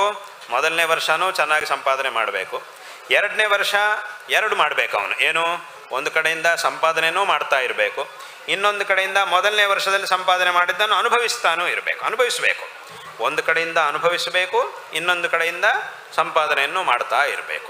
ಅದೇ ರೀತಿಯಾಗಿ ಜೀವನದಲ್ಲಿ ಒಂದು ಕಡೆಯಿಂದ ಅನುಭವಿಸ್ತಾನೂ ಇರಬೇಕು, ಇನ್ನೊಂದು ಕಡೆಯಿಂದ ಪುನಃ ಧರ್ಮಾಚರಣೆಯನ್ನು ಮಾಡುವುದು ನಿಲ್ಲಿಸಬಾರದು, ಅದನ್ನು ಮಾಡ್ತಾನೇ ಇರಬೇಕು. ಹೇಗೆ ಅವನು ಸಹ ಸಂಪಾದನೆಯನ್ನು ಇನ್ನೊಂದು ಕಡೆಯಿಂದ ಮಾಡ್ತಾನೇ ಇರಬೇಕು, ಇನ್ನೊಂದು ಕಡೆಯಿಂದ ಸಂಪಾದನೆ ಮಾಡಿದ್ದನ್ನು ಅನುಭವಿಸಲೂಬಹುದು. ಎರಡೂ ನಡೀತಾ ಇದ್ದರೆ ಆಗ ಅವನಿಗೆ ಯಾವತ್ತೂ ಸಹ ಈಗೇನು ಮಾಡುವುದು ಅಂತ ಯೋಚನೆ ಮಾಡುವ ಸಂದರ್ಭ ಬರಲ್ಲ. ಅದೇ ರೀತಿಯಾಗಿ ಜೀವನದಲ್ಲೂ ಹಾಗೆ ಈ ಒಂದು ಧರ್ಮಾಚರಣೆ ಅನ್ನೋದು ನಿರಂತರವಾಗಿ ನಮ್ಮಿಂದ ಎಷ್ಟು ಸಾಧ್ಯವಾಗುತ್ತೋ ಅಷ್ಟು ನಡೀತಾ ಇರಬೇಕು. ಈ ಹಿಂದೆ ಮಾಡಿದ್ದು ನಮ್ಮ ಜೊತೆಗಿದೆ, ಆದರೂ ಈಗ ನಾವು ಮಾಡುವುದನ್ನು ಬಿಡಬಾರದು. ಈಗ ನಾವು ಎಷ್ಟು ಮಾಡಲಿಕ್ಕೆ ಸಾಧ್ಯವಾಗುತ್ತೋ ಅಷ್ಟು ಮಾಡ್ತಾ ಇದ್ದರೆ ಯಾವತ್ತೂ ಸಹ ನಾವು ಯೋಚನೆ ಮಾಡುವಂತಹ ಪರಿಸ್ಥಿತಿ ಬರುವುದಿಲ್ಲ. ಆದ್ದರಿಂದ ಈ ಒಂದು ಧಾರ್ಮಿಕವಾದಂತಹ ಆಚರಣೆ ಅನ್ನೋದು ಪ್ರತಿಯೊಬ್ಬನಿಗೂ ಅತ್ಯಂತ ಅವಶ್ಯಕ. ಹಾಗಾಗಿ ಅಲ್ಲಿ ಹೇಳಿರುವುದು ಧರ್ಮಂ ತತಃ ಸುಖಂ ಅನ್ನುವಂತಹ ಮಾತನ್ನು ಹೇಳಿರುವುದು. ಆದ್ದರಿಂದ ಇದನ್ನು ಪ್ರತಿಯೊಬ್ಬರೂ ಸಹ ಚೆನ್ನಾಗಿ ತಿಳ್ಕೊಂಡು ವಿಶೇಷವಾಗಿ ಜೀವನದಲ್ಲಿ ಧರ್ಮಾಚರಣೆಗೆ ಒಂದು ವಿಶೇಷವಾದಂತಹ ಪ್ರಾಧಾನ್ಯವನ್ನು ಕೊಟ್ಟು ಜೀವನ ನಡೆಸಬೇಕು. ಮತ್ತು ವಿಶೇಷವಾಗಿ ಆ ಜಗನ್ಮಾತೆಯ ಒಂದು ಆರಾಧನೆಯನ್ನು ಪ್ರತಿಯೊಬ್ಬರೂ ಸಹ ಮಾಡಿ ಕೃತಾರ್ಥರಾಗಬೇಕು ಅನ್ನುವಂತಹ ಒಂದು ವಿಷಯವನ್ನು ಈ ಸಂದರ್ಭದಲ್ಲಿ ಹೇಳಬಯಸ್ತಾ ಇದ್ದೇವೆ. ವಿಶೇಷವಾಗಿ ನಾವು ಆರಂಭದಲ್ಲಿ ಹೇಳಿದಂತೆ ಇವತ್ತಿನ ದಿವಸ ಈ ಒಂದು ಅಮ್ಮನವರ ದಿವ್ಯ ಸನ್ನಿಧಾನದಲ್ಲಿ ಕುಂಭಾಭಿಷೇಕ ಬ್ರಹ್ಮಕಲಶಾಭಿಷೇಕವೂ ಸಹ ನಡೆದಿದೆ. ಶತಚಂಡಿಕಾ ಮಹಾಯಾಗವೂ ಸಹ ವಿಶೇಷವಾಗಿ ನಡೆದಿದೆ. ಆ ಶತಚಂಡಿಕಾ ಯಾಗವು ಎಲ್ಲಿ ನಡೆಯುತ್ತೋ ಅದು ಆ ಒಂದು ಪ್ರದೇಶವು ಮತ್ತು ಅಲ್ಲಿರ್ತಕ್ಕಂಥ ಎಲ್ಲರೂ ಸಹ ಸುಖವಾಗಿರ್ತಾರೆ, ಶ್ರೇಯೋವಂತರಾಗ್ತಾರೆ ಅನ್ನುವಂತಹ ಒಂದು ವಿಷಯವನ್ನು ಶಾಸ್ತ್ರವೇ ನಮಗೆ ತಿಳಿಸ್ತಾ ಇದೆ. ಶಾಸ್ತ್ರವು ನಮಗೇನು ಹೇಳ್ತಾ ಇದೆ? ನ ತತ್ರ ದೇಶೇ ದುರ್ಭಿಕ್ಷಂ ನ ಚ ದುಃಖಂ ಪ್ರವರ್ತತೆ ನಾಕಾಲೇ ಮ್ರಿಯತೆ ಕಶ್ಚಿತ್ ಪೂಜ್ಯತೆ ಯತ್ರ ಚಂಡಿಕಾ ಅಂತ ಶಾಸ್ತ್ರವು ಹೇಳಿದೆ. ಎಲ್ಲಿ ಆ ಚಂಡಿಕಾ ಅಮ್ಮನವರ ಆರಾಧನೆಯನ್ನು ನಾವು ಮಾಡ್ತೀವೋ ಅಲ್ಲಿ ಆ ಪ್ರದೇಶವು ನ ತತ್ರ ದೇಶೇ ದುರ್ಭಿಕ್ಷಂ, ಅಲ್ಲಿ ಯಾವತ್ತೂ ಸಹ ದುರ್ಭಿಕ್ಷ ಉಂಟಾಗುವುದಿಲ್ಲ, ಸುಭಿಕ್ಷ ಉಂಟಾಗುತ್ತೆ ಅಮ್ಮನವರ ಕೃಪೆಯಿಂದ. ನ ಚ ದುಃಖಂ ಪ್ರವರ್ತತೆ, ನಾವು ದುಃಖಿಗಳಾಗುವಂತಹ ಪ್ರಸಂಗ ಬರಲ್ಲ. ನ ಅಕಾಲೇ ಮ್ರಿಯತೆ ಕಶ್ಚಿತ್, ಅಕಾಲ ಮರಣಾದಿಗಳಿಂದ ನಾವು ಮುಕ್ತರಾಗ್ತೀವಿ. ಪೂಜ್ಯತೆ ಯತ್ರ ಚಂಡಿಕಾ ಎಂಬುದಾಗಿ ಶಾಸ್ತ್ರವಚನವು ನಮಗೆ ಪ್ರಮಾಣವಾಗಿದೆ. ಅಂತಹ ಒಂದು ಚಂಡಿಕಾರಾಧನೆ ಇವತ್ತಿನ ದಿವಸ ಇಲ್ಲಿ ನಡೆದಿದೆ. ಇದು ಅತ್ಯಂತ ಸಂತೋಷಕರವಾದಂತಹ ಒಂದು ವಿಷಯ. ವಿಶೇಷವಾಗಿ ಇದೇ ರೀತಿಯಾಗಿ ಈ ಒಂದು ಸನ್ನಿಧಿಯಲ್ಲಿ ಅದರೊಳಗೂ ಈಗ ನಾವು ನೋಡ್ತಾ ಇರತಕ್ಕಂಥ ವಿಶೇಷವಾದಂತಹ ದೇವಸ್ಥಾನ, ಈಗ ನೂತನವಾಗಿ ಇಲ್ಲಿ ಆಗಿರತಕ್ಕಂತಹ ಈ ಒಂದು ಸನ್ನಿಧಾನವನ್ನು ನಾವು ಇಲ್ಲಿ ನೋಡ್ತಾ ಇದ್ದೇವೆ. ಸುಂದರವಾದಂತಹ ಆ ಒಂದು ಸನ್ನಿಧಾನ, ಹೊಸ ಅನೇಕ ಕೆಲಸಗಳೂ ಸಹ ದೇವಸ್ಥಾನದ ಅನೇಕ ವಿಧವಾದಂತಹ ನಿರ್ಮಾಣ ಕೆಲಸಗಳು ಮತ್ತು ಬೇರೆ ಬೇರೆ ರೀತಿಯಾದಂತಹ ಅಭಿವೃದ್ಧಿ ಕಾರ್ಯಗಳೂ ಸಹ ಈ ಸಂದರ್ಭದಲ್ಲಿ ನಡೆದಿವೆ. ಇದು ಅತ್ಯಂತ ಸಂತೋಷಕರವಾದಂತಹ ಒಂದು ವಿಷಯ. ಈ ಒಂದು ಸಂದರ್ಭದಲ್ಲಿ ನಿಮಗೆಲ್ಲರಿಗೂ ಸಹ ನಾರಾಯಣ ಸ್ಮರಣಪೂರ್ವಕವಾಗಿ ಆಶೀರ್ವಾದಗಳನ್ನು ಮಾಡ್ತಿದ್ದೇವೆ. ಶ್ರೀ ಶಾರದಾ ಚಂದ್ರಮೌಳೀಶ್ವರರ ಮತ್ತು ನಮ್ಮ ಗುರುಗಳ ಪರಿಪೂರ್ಣವಾದಂತಹ ಒಂದು ಅನುಗ್ರಹ ನಿಮ್ಮೆಲ್ಲರ ಮೇಲೆ ಸದಾಕಾಲ ಇರಲಿ. ತದ್ವಾರ ಎಲ್ಲರಿಗೂ ಸಹ ಒಳ್ಳೆಯದಾಗಲಿ. ಇವತ್ತು ನಾವು ಈ ಒಂದು ಸಂದರ್ಭದಲ್ಲೂ ಸಹ ವಿಶೇಷವಾಗಿ ನಮ್ಮ ಈ ಸನಾತನ ಧರ್ಮದ ಆಚರಣೆಗಳನ್ನು ಅನೇಕ ಕಡೆಗಳಲ್ಲಿ ನಾವು ನೋಡ್ತಾ ಇದ್ದೀವಿ. ಮತ್ತು ವಿಶೇಷವಾಗಿ ಇಂತಹ ದೇವತಾ ಸನ್ನಿಧಾನಗಳನ್ನು ನಾವು ನೋಡ್ತಾ ಇದ್ದೀವಿ. ಧಾರ್ಮಿಕವಾದಂತಹ ಆಚರಣೆಯನ್ನು ಮಾಡ್ತಾ ಇದ್ದೀವಿ. ಸ್ವಲ್ಪ ಮಟ್ಟಿಗಾದರೂ ಧಾರ್ಮಿಕವಾದಂತಹ ಆಚರಣೆಯನ್ನು ಮಾಡ್ತಾ ಅದರಿಂದ ಶ್ರೇಯಸ್ಸನ್ನು ಪಡೀತಾ ಇದ್ದೀವಿ ಅಂತಂದರೆ ಅದಕ್ಕೆ ಕಾರಣ ಜಗದ್ಗುರು ಶ್ರೀ ಆದಿಶಂಕರ ಭಗವತ್ಪಾದಾಚಾರ್ಯರು. ಅವರು 1200 ವರ್ಷಗಳ ಹಿಂದೆ ಅವತಾರ ಮಾಡಿ ಈ ಒಂದು ಧರ್ಮವನ್ನು ವಿಶೇಷವಾಗಿ ಉದ್ಧಾರ ಮಾಡಿ ಎಲ್ಲ ಆಸ್ತಿಕರಲ್ಲೂ ಸಹ ಒಂದು ವಿಶೇಷವಾದಂತಹ ಐಕಮತ್ಯವನ್ನು ಉಂಟು ಮಾಡಿದ್ದಾರೆ. ಯಾಕೆಂತಂದರೆ ಮೊದಲು ಆಸ್ತಿಕರುಗಳು ನಾಸ್ತಿಕರುಗಳು ಅನ್ನುವಂತಹ ಒಂದು ಜಗಳ. ಈ ಆಸ್ತಿಕರುಗಳಿಗೂ ಆ ನಾಸ್ತಿಕರಿಗೂ ಇಬ್ಬರಿಗೂ ಜಗಳ ಆಗ್ತಾ ಇತ್ತು. ದೇವರಿದ್ದಾರೆ ಅಂತ ಇವರು, ದೇವರಿಲ್ಲ ಅಂತ ಅವರಿಬ್ಬರು ಜಗಳ ಮಾಡ್ಕೊಳ್ತಾ ಇದ್ದರು. ಆಗ ಶಂಕರರು ಅವತಾರ ಮಾಡಿ ಯಾರು ದೇವರು ಇಲ್ಲ ಅಂತ ಹೇಳಿ ನಾಸ್ತಿಕ್ಯವನ್ನು ನಂಬಿ ಅದೇ ಮಾರ್ಗದಲ್ಲಿ ಹೋಗ್ತಾ ಇದ್ರೋ ಅವರೆಲ್ಲರಿಗೂ ಸಹ ಸದುಪದೇಶಗಳನ್ನು ಮಾಡಿ ಅವರೆಲ್ಲರಿಗೂ ಸಹ ಮನಃಪರಿವರ್ತನೆಯನ್ನು ಮಾಡಿ ಜ್ಞಾನೋದಯವಾಗುವಂತೆ ಮಾಡಿ ಅವರೆಲ್ಲರನ್ನೂ ಪುನಃ ಈ ಮಾರ್ಗಕ್ಕೆ ಕರ್ಕೊಂಡು ಬಂದರು. ಹಾಗಾಗಿ ಇದು ಅತ್ಯಂತ ಅವಶ್ಯಕವಾದಂತಹ ಕಾರ್ಯ, ಅದನ್ನು ಅವರು ಮಾಡಿದರು. ಆದರೆ ಆ ನಂತರ ಏನಾಯಿತು, ಪುನಃ ಇನ್ನೊಂದು ರೀತಿಯಾದಂತಹ ಜಗಳ, ಇನ್ನೊಂದು ರೀತಿಯಾದಂತಹ ಪ್ರಶ್ನೆ, ಇದು ಸಮಸ್ಯೆ ಬಂತು. ಏನು, ಈಗ ಎಲ್ಲರೂ ಒಪ್ಕೊಂಡಿದ್ದಾರೆ ಭಗವಂತ ಇದ್ದಾನೆ ಅಂತ ಒಪ್ಪಿಕೊಂಡಿದ್ದಾರೆ, ಭಗವಂತನ ಆರಾಧನೆ ಮಾಡಬೇಕು ಅಂತ ಎಲ್ಲರೂ ಒಪ್ಪಿಕೊಂಡಿದ್ದಾರೆ. ಆದರೆ ಆ ನಂತರ ಬಂದಿರುವಂತಹ ಪ್ರಶ್ನೆ ಏನು, ವಿಚಾರ ಏನು ಅಂತಂದರೆ ನಮ್ಮ ದೇವರು ದೊಡ್ಡವರು ಅಂದರೆ ನಮ್ಮ ದೇವರು ದೊಡ್ಡವರು, ನಿಮ್ಮ ದೇವರು ಚಿಕ್ಕವರು, ನಮ್ಮ ದೇವರೇ ದೊಡ್ಡವರು ಅಂತ ಕೆಲವರು ಹೇಳೋದು. ಇನ್ನು ಕೆಲವರು ಹೇಳೋದು ನಿಮ್ಮ ದೇವರಲ್ಲ, ನಮ್ಮ ದೇವರೇ ತುಂಬ ದೊಡ್ಡವರು, ನಿಮ್ಮ ದೇವರೇ ಚಿಕ್ಕವರು ಅಂತ ಇನ್ನೊಬ್ಬರು ಹೇಳೋದು. ಹೀಗೆ ಮತ್ತೆ ಪುನಃ ಗುಂಪುಗಳು ತಯಾರಾದವು. ಈ ಗುಂಪುಗಳು ತಯಾರಾಗಿ ಪುನಃ ಅವರಲ್ಲಿ ಅದೇ ರೀತಿಯಾದಂತಹ ಒಂದು ಜಗಳ ಶುರುವಾಯಿತು. ಎಲ್ಲರನ್ನೂ ನಾಸ್ತಿಕ ಮಾರ್ಗದಿಂದ ಆಸ್ತಿಕಕ್ಕೆ ಕರ್ಕೊಂಡು ಬಂದ ನಂತರವೂ ಸಹ ಈ ರೀತಿಯಾದಂತಹ ಒಂದು ಜಗಳ ಶುರುವಾಯಿತು. ಆಗ ಪುನಃ ಅದನ್ನೂ ಸಹ ಸರಿಪಡಿಸಿ ಪರಮಾತ್ಮನ ಆ ಏಕತತ್ವ ಏನಿದೆಯೋ, ಭಗವಂತನಲ್ಲಿ ಯಾವುದೇ ವಿಧವಾದಂತಹ ತಾರತಮ್ಯಗಳು ಇಲ್ಲ, ಇದು ಎಲ್ಲವುದೂ ಸಹ ಅನೇಕ ವಿಧವಾದಂತಹ ರೂಪಗಳು, ಒಬ್ಬನೇ ಪರಮಾತ್ಮನ ಅನೇಕ ವಿಧ, ಶಿವ, ವಿಷ್ಣು, ದೇವಿ, ಗಣಪತಿ, ಸುಬ್ರಹ್ಮಣ್ಯ, ಇದೆಲ್ಲವುದೂ ಸಹ ಒಬ್ಬನೇ ಭಗವಂತನ ಅನೇಕ ವಿಧವಾದಂತಹ ರೂಪಗಳು, ಹೆಸರುಗಳು. ಒಬ್ಬನೇ ಭಗವಂತ ಅನೇಕ ವಿಧವಾದಂತಹ ರೂಪಗಳನ್ನು ಭಕ್ತರಿಗೆ ಅನುಗ್ರಹ ಮಾಡಲಿಕ್ಕೋಸ್ಕರ ಧರಿಸಿದ್ದಾನೆ. ಆಯಾ ಸಂದರ್ಭಗಳಲ್ಲಿ ಆಯಾ ಸಂದರ್ಭಕ್ಕೆ ಬೇಕಾದ ರೀತಿಯಲ್ಲಿ ಯಾವ ರೀತಿಯಾಗಿ ಅವತಾರ ಕಾರ್ಯವನ್ನು ಮಾಡಬೇಕಾಗಿದೆಯೋ ಅದಕ್ಕೆ ತಕ್ಕಂತಹ ಅವತಾರವನ್ನು ಭಗವಂತ ಬೇರೆ ಬೇರೆ ಸಂದರ್ಭಗಳಲ್ಲಿ ರೂಪವನ್ನು ಧರಿಸಿದ್ದಾನೆ, ಒಂದು ಹೆಸರನ್ನು ಧರಿಸಿ ನಮ್ಮ ಮುಂದಕ್ಕೆ ಬಂದಿದ್ದಾನೆ. ಅಷ್ಟೇ ಹೊರತು ಇಲ್ಲಿ ಯಾವುದೇ ವಿಧವಾದಂತಹ ವ್ಯತ್ಯಾಸಕ್ಕೆ ಅವಕಾಶ ಇಲ್ಲ, ತಾರತಮ್ಯಕ್ಕೆ ಅವಕಾಶ ಇಲ್ಲ. ಎಲ್ಲರೂ ಅವರವರಿಗೆ ಇಷ್ಟವಾದಂತಹ ರೂಪವನ್ನು ಆರಾಧನೆ ಮಾಡಬಹುದು. ಆದರೆ ಇನ್ನೊಂದು ರೂಪವನ್ನು ನಿಂದನೆ ಮಾಡುವ ಹಾಗಿಲ್ಲ. ಯಾಕಂದರೆ ಆ ಇನ್ನೊಂದು ರೂಪದಲ್ಲಿರುವುದು ಇದೇ ಭಗವಂತ. ನೀನು 4-5 ರೂಪಗಳಲ್ಲಿ ಯಾವುದೋ ಒಂದು ರೂಪ ಅಂತಂದರೆ ನನಗೆ ತುಂಬ ಇಷ್ಟ ಅಂಥೇಳಿ ಆ ರೂಪವನ್ನು ಪರಮಾತ್ಮ ಅಂತ ಆರಾಧನೆ ಮಾಡ್ತಾ ಇದ್ದಿ. ಆದರೆ ಹಾಗಂಥೇಳಿ ಇನ್ನೊಂದು ರೂಪವನ್ನು ನೀನು ನಿಂದನೆ ಮಾಡುವ ಹಾಗಿಲ್ಲ. ಯಾಕೆ, ಯಾವ ರೂಪವನ್ನು ನೀನು ಆರಾಧನೆ ಮಾಡ್ತಾ ಇದೆಯೋ, ಯಾವ ರೂಪದಲ್ಲಿರುವ ಪರಮಾತ್ಮನನ್ನು ನೀನು ಆರಾಧನೆ ಮಾಡ್ತಾ ಇದೆಯೋ ಅದೇ ಪರಮಾತ್ಮ ಇನ್ನೊಂದು ರೂಪದಲ್ಲೂ ಇದ್ದಾನೆ. ಅದು ನಿನಗಷ್ಟು ಹಿಡಿಸದೇ ಇರ್ಬೋದು, ಅದಕ್ಕಿಂತ ಇದು ನಿನಗೆ ತುಂಬ ಹಿಡಿಸಿರಬಹುದು. ಹಾಗಂತ ಹೇಳಿ ಅಲ್ಲಿ ಈ ಪರಮಾತ್ಮಕ್ಕಿಂತ ಬೇರೆ ಪರಮಾತ್ಮ ಅಲ್ಲಿದ್ದಾನೆ ಅಂತ ಹಾಗೆ ಅರ್ಥ ಬರುವುದಿಲ್ಲ. ಅಲ್ಲಿರುವಂತಹ ಪರಮಾತ್ಮನೂ ಇವನೇ. ಆದ್ದರಿಂದ ಈ ಪರಮಾತ್ಮನನ್ನು ನೀನು ಆರಾಧನೆ ಮಾಡ್ತಾ ಒಂದು ಕಡೆಯಿಂದ ಇನ್ನೊಂದು ಕಡೆ ಪುನಃ ಇನ್ನೊಂದು ರೂಪವನ್ನು ನಿಂದನೆ ಮಾಡಿದರೆ ಆಗೇನಾಗುತ್ತೆ, ನಿಂದನೆ ಮಾಡಿದ ಹಾಗಾಗುತ್ತೆ. ಅದರಿಂದ ಅದು ಸರಿಯಾಗುವುದಿಲ್ಲ. ಅಂದರೆ ನಿನಗೆ ಇದು ಒಂದು ರೂಪ ಹಿಡಿಸಿರಬಹುದು, ಆದರೆ ಹಾಗಂತ ಹೇಳಿ ಬೇರೆ ರೂಪಗಳನ್ನು ನಿಂದನೆ ಮಾಡುವುದು, ಆ ರೂಪಗಳನ್ನ ನೀಚವಾದ ದೃಷ್ಟಿಯಲ್ಲಿ ನೋಡುವುದು ಅಂತ ಹೀಗೆಲ್ಲ ಮಾಡಿದರೆ ಅದು ಪುನಃ ಭಗವಂತನಿಗೆ ಅವಮಾನ ಮಾಡಿದ ಹಾಗೆ ಆಗುತ್ತೆ. ಅದಕ್ಕೆ ಅಂದರೆ ಒಂದು ಉದಾಹರಣೆ ಹೇಳಬೇಕಂದ್ರೆ, ಮನೆಯಲ್ಲಿ ಮಕ್ಕಳಿರ್ತಾರೆ. ಆ ಮಕ್ಕಳಿಗೆ ಬೇರೆ ಬೇರೆ ರೀತಿಯಂತಹ ಬಟ್ಟೆಗಳು ಇರುತ್ತೆ. ಇವತ್ತೊಂದು, ನಾಳೆ ಒಂದು, ನಾಡಿದ್ದೊಂದು, ನಾಚೆ ನಾಡಿದ್ದೊಂದು, ಅನೇಕ ವಿಧವಾದಂತಹ ಬಟ್ಟೆಗಳು ಮಕ್ಕಳಿಗೆ, ತಂದೆ ತಾಯಿಗಳಿಗೆ ಅದೊಂದು ಸಂತೋಷ. ಮಕ್ಕಳಿಗೆ ಚೆನ್ನಾಗಿ ಅಲಂಕಾರ ಮಾಡಿ ಬೇರೆ ಬೇರೆ ರೀತಿಯಾದಂತಹ ಬಟ್ಟೆಗಳನ್ನೆಲ್ಲ ಧಾರಣೆ ಮಾಡಿಸಿ ನೋಡಲಿಕ್ಕೆ ಮಕ್ಕಳಿಗೆ, ತಂದೆ ತಾಯಿಗಳಿಗೆ ಒಂದು ಖುಷಿ, ಒಂದು ಸಂತೋಷ. ಅವರಿಗೆ ಬೇರೆ ಬೇರೆ ರೀತಿಯಾದಂತಹ ಬಟ್ಟೆಗಳಿದ್ದರೂ ಸಹ ಒಂದು ರೀತಿಯಾದಂಥ ಬಟ್ಟೆಯನ್ನು ಅವ್ರಿಗೆ ಉಡಿಸಿದಾಗ ಸ್ವಲ್ಪ ನೋಡಲಿಕ್ಕೆ ಇನ್ನೂ ಸಂತೋಷ ಆಗುತ್ತೆ. ಉಳಿದ ಎಲ್ಲದರಲ್ಲೂ ಸಂತೋಷ ಆಗುತ್ತೆ. ಯಾವುದಾದ್ರೂ ಮಕ್ಕಳಿಗೆ ಅದೇ ಮಗುವಿಗೆ ತೊಡಿಸೋದು, ಯಾವ ಒಂದು ರೂಪ ಆದರೂ, ಯಾವ ಬಟ್ಟೆ ಆದರೂ ಆ ಮಗುವಿಗೆ ಉಡಿಸುತ್ತೇವೆ ನಾವು.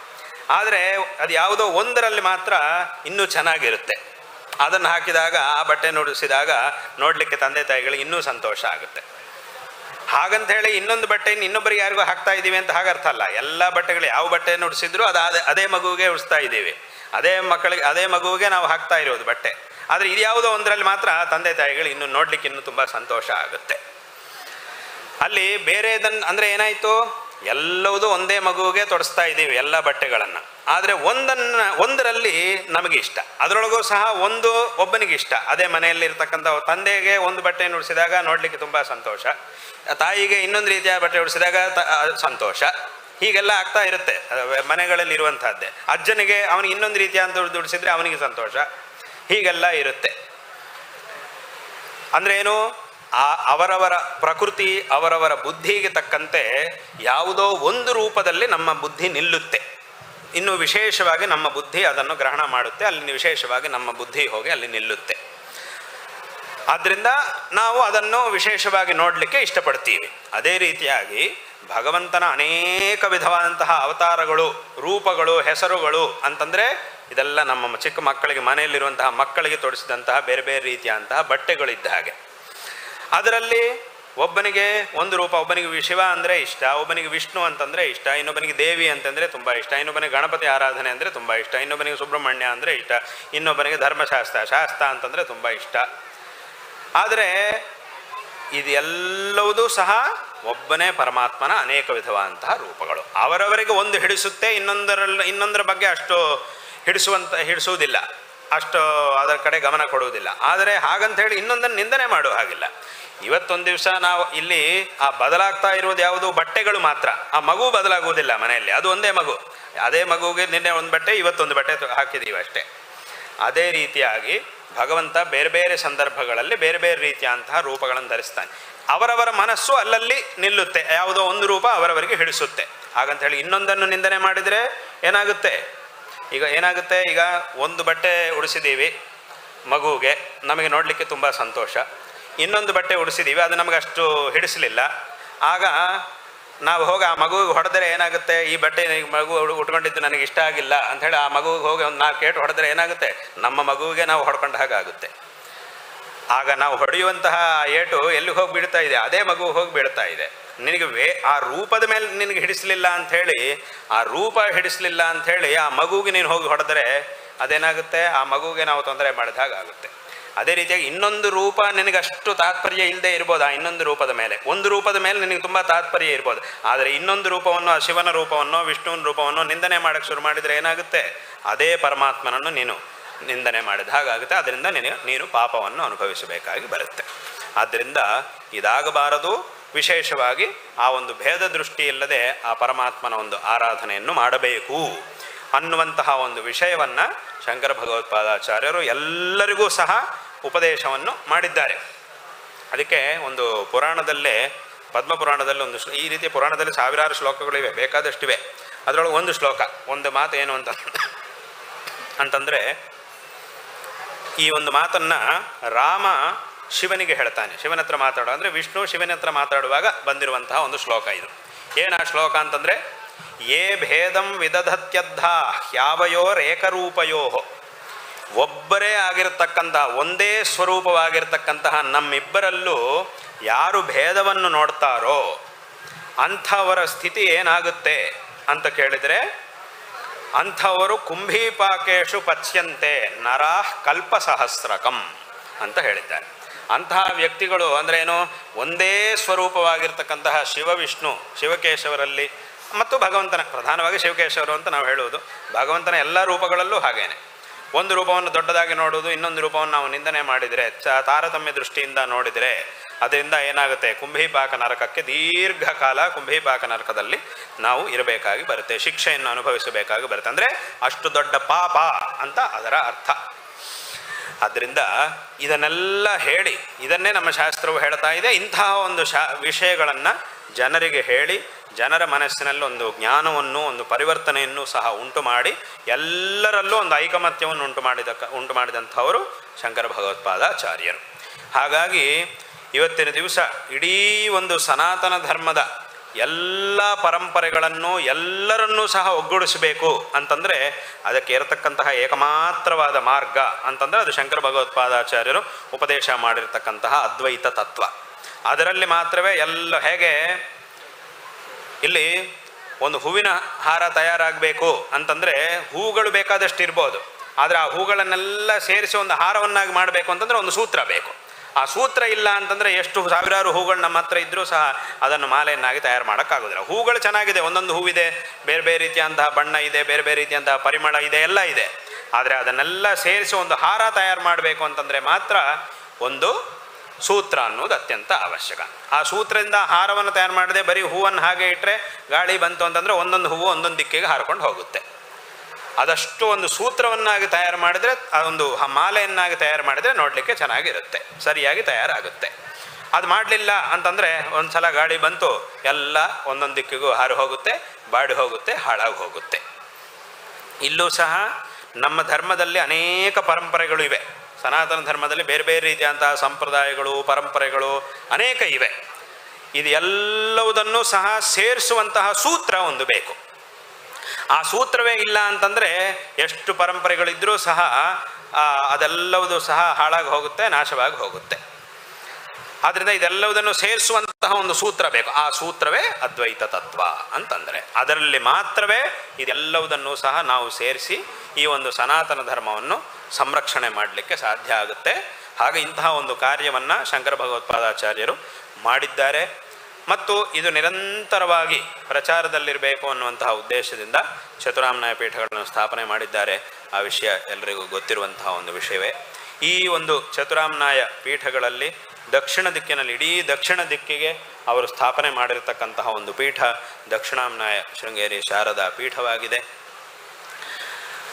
ಈ ಒಂದು ಪೀಠದಲ್ಲಿ ಅವಿಚ್ಛಿನ್ನವಾದಂತಹ ಗುರು ಪರಂಪರೆಯಲ್ಲಿ 36ನೇ ಅಧಿಪತಿಗಳು ನಮ್ಮ ಗುರುವರ್ಯರು ಜಗದ್ಗುರು ಶ್ರೀ ಶ್ರೀ ಭಾರತೀ ತೀರ್ಥ ಮಹಾಸ್ವಾಮಿಗಳವರು.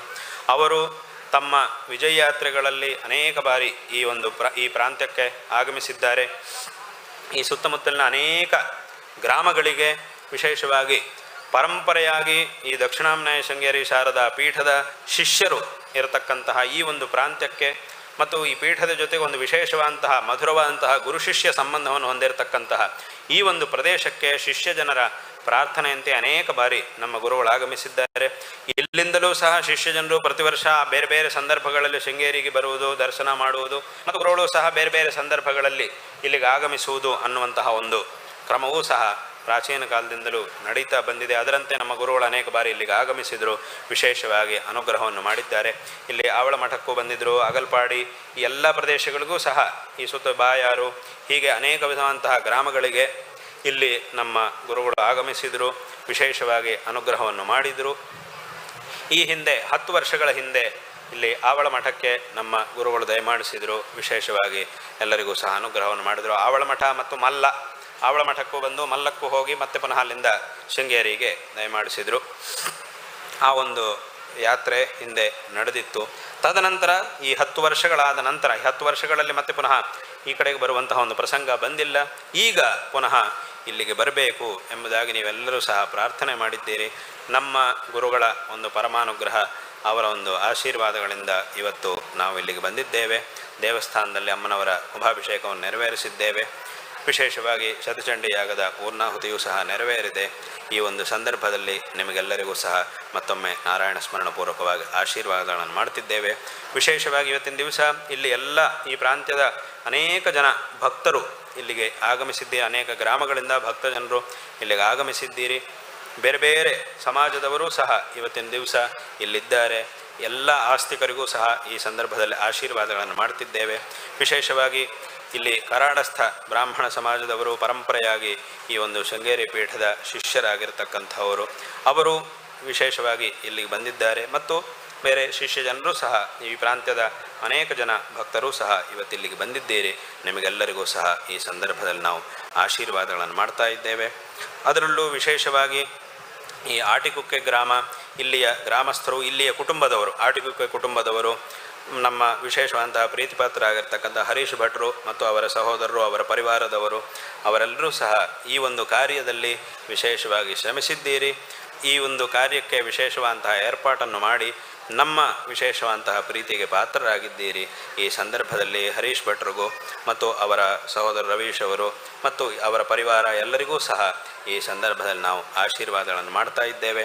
ಹಾಗೂ ಈ ಒಂದು ದೇವಸ್ಥಾನದ ಈ ಕಾರ್ಯದಲ್ಲಿ ಶ್ರಮಿಸಿರತಕ್ಕಂತಹ ಎಲ್ಲ ಭಕ್ತರಿಗೂ ಮತ್ತು ಎಲ್ಲ ಆಸ್ತಿಕರಿಗೂ ಸಹ ಸಜ್ಜನರಿಗೂ ಸಹ ನಾವು ನಾರಾಯಣ ಸ್ಮರಣಪೂರ್ವಕವಾಗಿ ಆಶೀರ್ವಾದಗಳನ್ನು ತಿಳಿಸ್ತಾ ಇದ್ದೇವೆ.